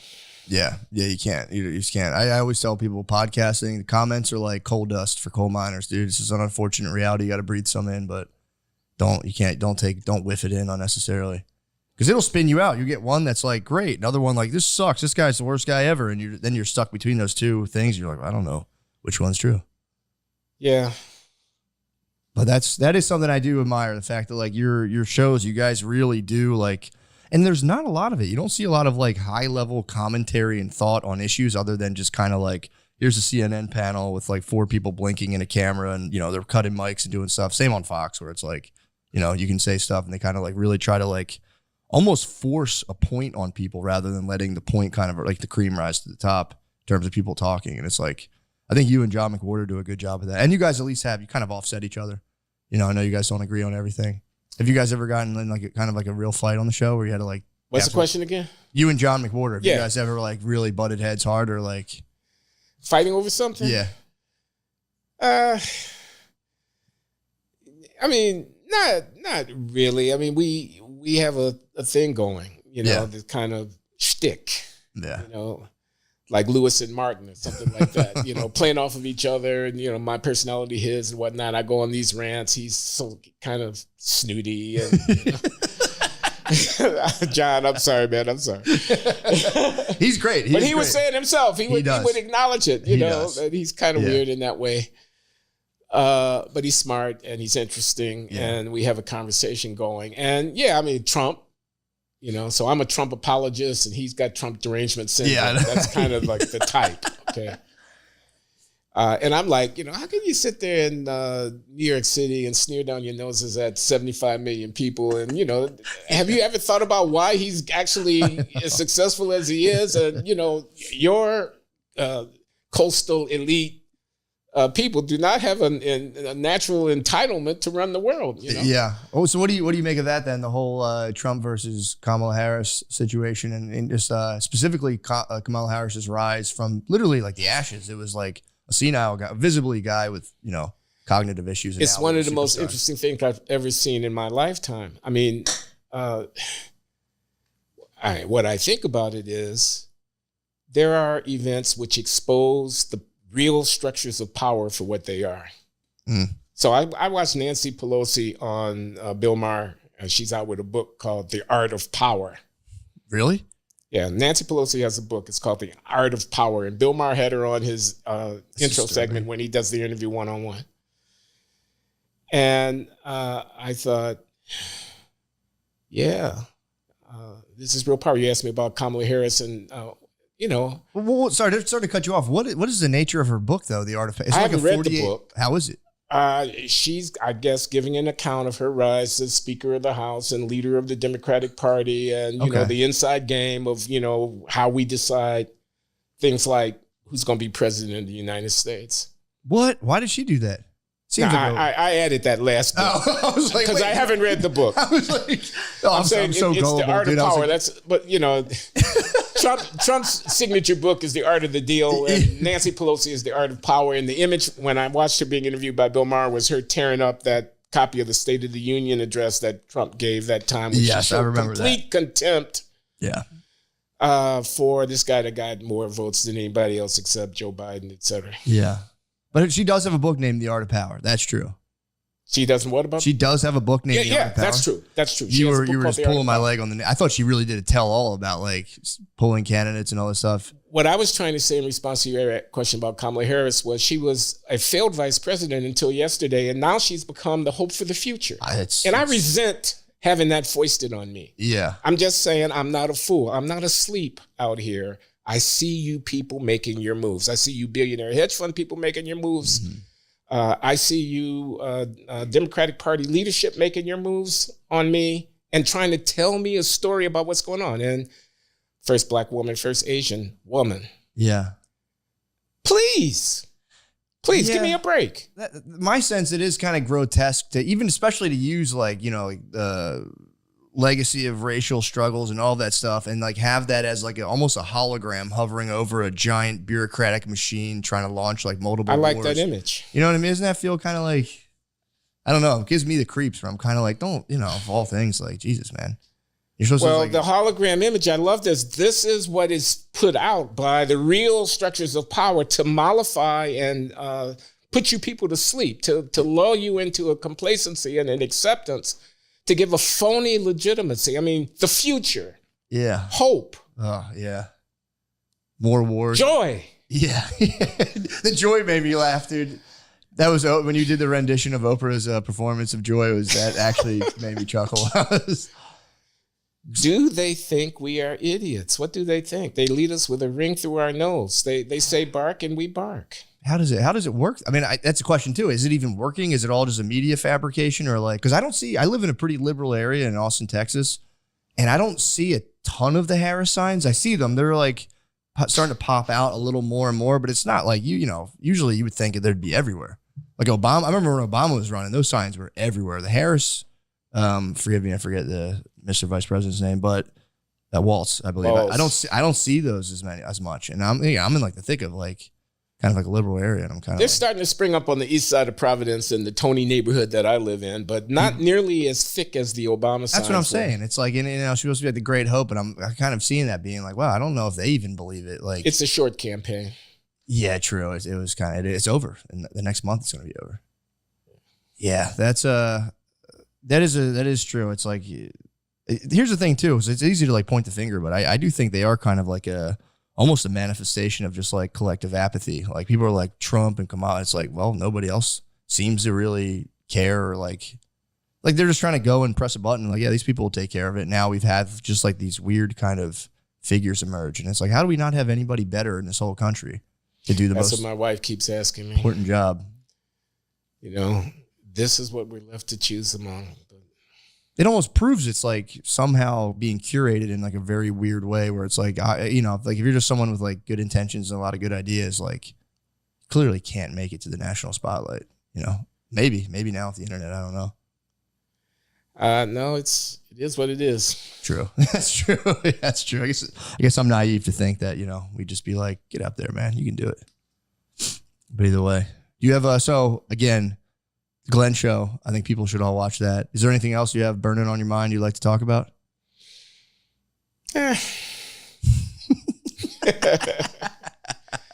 Comedy. So I did this event at the Comedy Cellar in Noam Dorman, and Shane was one of the people who came up there. Spoke highly of you too, by the way. He's like, I met Glenn Lowry. I was like, what? So my thesis was, I said to Noam, I think there are things, I'm a political commentator, but I think there are things that really only comedians can say. Like Dave Chappelle talking about the trans stuff or whatever. Sure, I mean, he almost got cashiered for that, but Kind of. Then you just end up making more and more money because it just kind of drives more attention. Do you agree? Do you agree that there are things that only a comedian can say? And do you feel as a comedian any responsibility to say them? I think they're, unfortunately, for some, like if you're in an office, I can't, I actually was in an office when I was doing social work. I had been a comedian before. I kind of started having doubts. Like, I had this job. I just want to do something and actually work with people. Then I did land me in an office and people would be like, yo, man, you can't talk like that. So there is definitely obviously I think, or construction workers also can say whatever they want, but there's not a big difference. But I don't know. When I get I think that yes, comedians, not to get too highfalutin about, what I've been up to, but it's a lot of comedians kind of cash in and just kind of put the blinders on. They're like, look, I don't want to get controversial. I want to kind of sell my tickets. But I think they have a function where they should be kind of ridiculing. Because I was reading something recently and they're saying, ridicule's usually the tool of the masses. And when people in power try to employ ridicule, it never has the same effect because it kind of comes off as kind of contrived and phony. So I think as a comedian, you should be kind of lampooning anything you see as just kind of disingenuous or just kind of fake. Like you were saying, you can watch the Kamala thing and, I'm sure people can make fun of Trump too if they want. And it's whatever they have, ad nauseum, but it's you see something about it and you're like, this is kind of weird. But if you're in an office environment and you're like, I don't know about this. Now it's you could upset your boss. It's just, you can't I do think working in an office for too long gives you like low grade brain damage, which is not a popular opinion, but I think it does. Just from having to kind of like, just like you were saying, behind a science desk, just keep so much of you inside of yourself. I think it does something. I think you have like these mini hemorrhages in your brain. So, sorry. To answer your question, yeah, I think they do. I think you should try to be funny, because there's people out there, they're working, they're at a job they hate all the time. So like, it's like you got to strike a balance between being like, I'm burning with a message for the world, because then people can be like, bro, come on, man. I'm trying to just laugh. I just want to laugh and have fun and drink a couple beers. Right. But I think there is, you should try to have some sort of substance to it, if they are kind of inclined. But you can also go out there and just do dick jokes. And if people laugh the whole time, it's like, I would never like sneer and be like, it's just like perfect. Mission accomplished. Make people laugh, spread joy, Okay, so I have another question. You're a performer. I'm a performer. Mm-hmm. When I go and give a lecture in class, I'm a performer. Yeah. And I've been doing it for a long time. My first college teaching experience was in 1975. So when I retire next year, it'll be 50 years. Damn. College teaching. I am always, always nervous before I step in front of a class. Always, even to this very day. I have notes, but I'm not sure I'm going to have enough to say, or that I'm going to, be interesting and good and whatnot. I feel that to this day. I don't know how a stand-up person does that thing. Yeah. There are no notes. Yeah. I mean, I'm sure there's rehearsal. I'm sure there's drafting and sketching, and there's thought that goes into it. But it's in the moment. It's the performance. There's the audience. And there's no net. There's no safety net. There's no fallback. I mean, if you go flat, if you, as it were, lose your place, you're fucking done. Yeah, they call it losing your spine. If you lose your spine on stage, you're done. Well, I will say, and this is what I tell people, it's like, yes, it's the same thing. I'm always kind of nervous. Even the first 5 minutes takes me, I'm like a little squirrely. I don't know if people can even notice, but I'm like kind of like, because I'm like, I'm going to forget. I start like kind of have a thing where I'm like, what am I doing? But the thing that comedians get is when a whole room laughs, it puts you in like the deepest sense of like, it's like it's a hard feeling to describe, but it's a very nice feeling. And you're just kind of like little Pac-Man pellets. You're like trying to get the next laugh. And once you've gotten so many, you just kind of relax. And like, when I talk without laughter, I tried to give a reading at my brother's wedding a couple years ago. And I was like, my mom was like, you do it? I'm like, I'm a pro, man. I'm a professional speaker.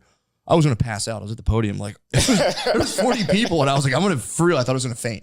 So I'm not a public speaker by nature, but comedy, when I get laughed, it puts me at ease. And I'm like, all right, I can do that, but I can't do any other form of public speaking. That's so interesting.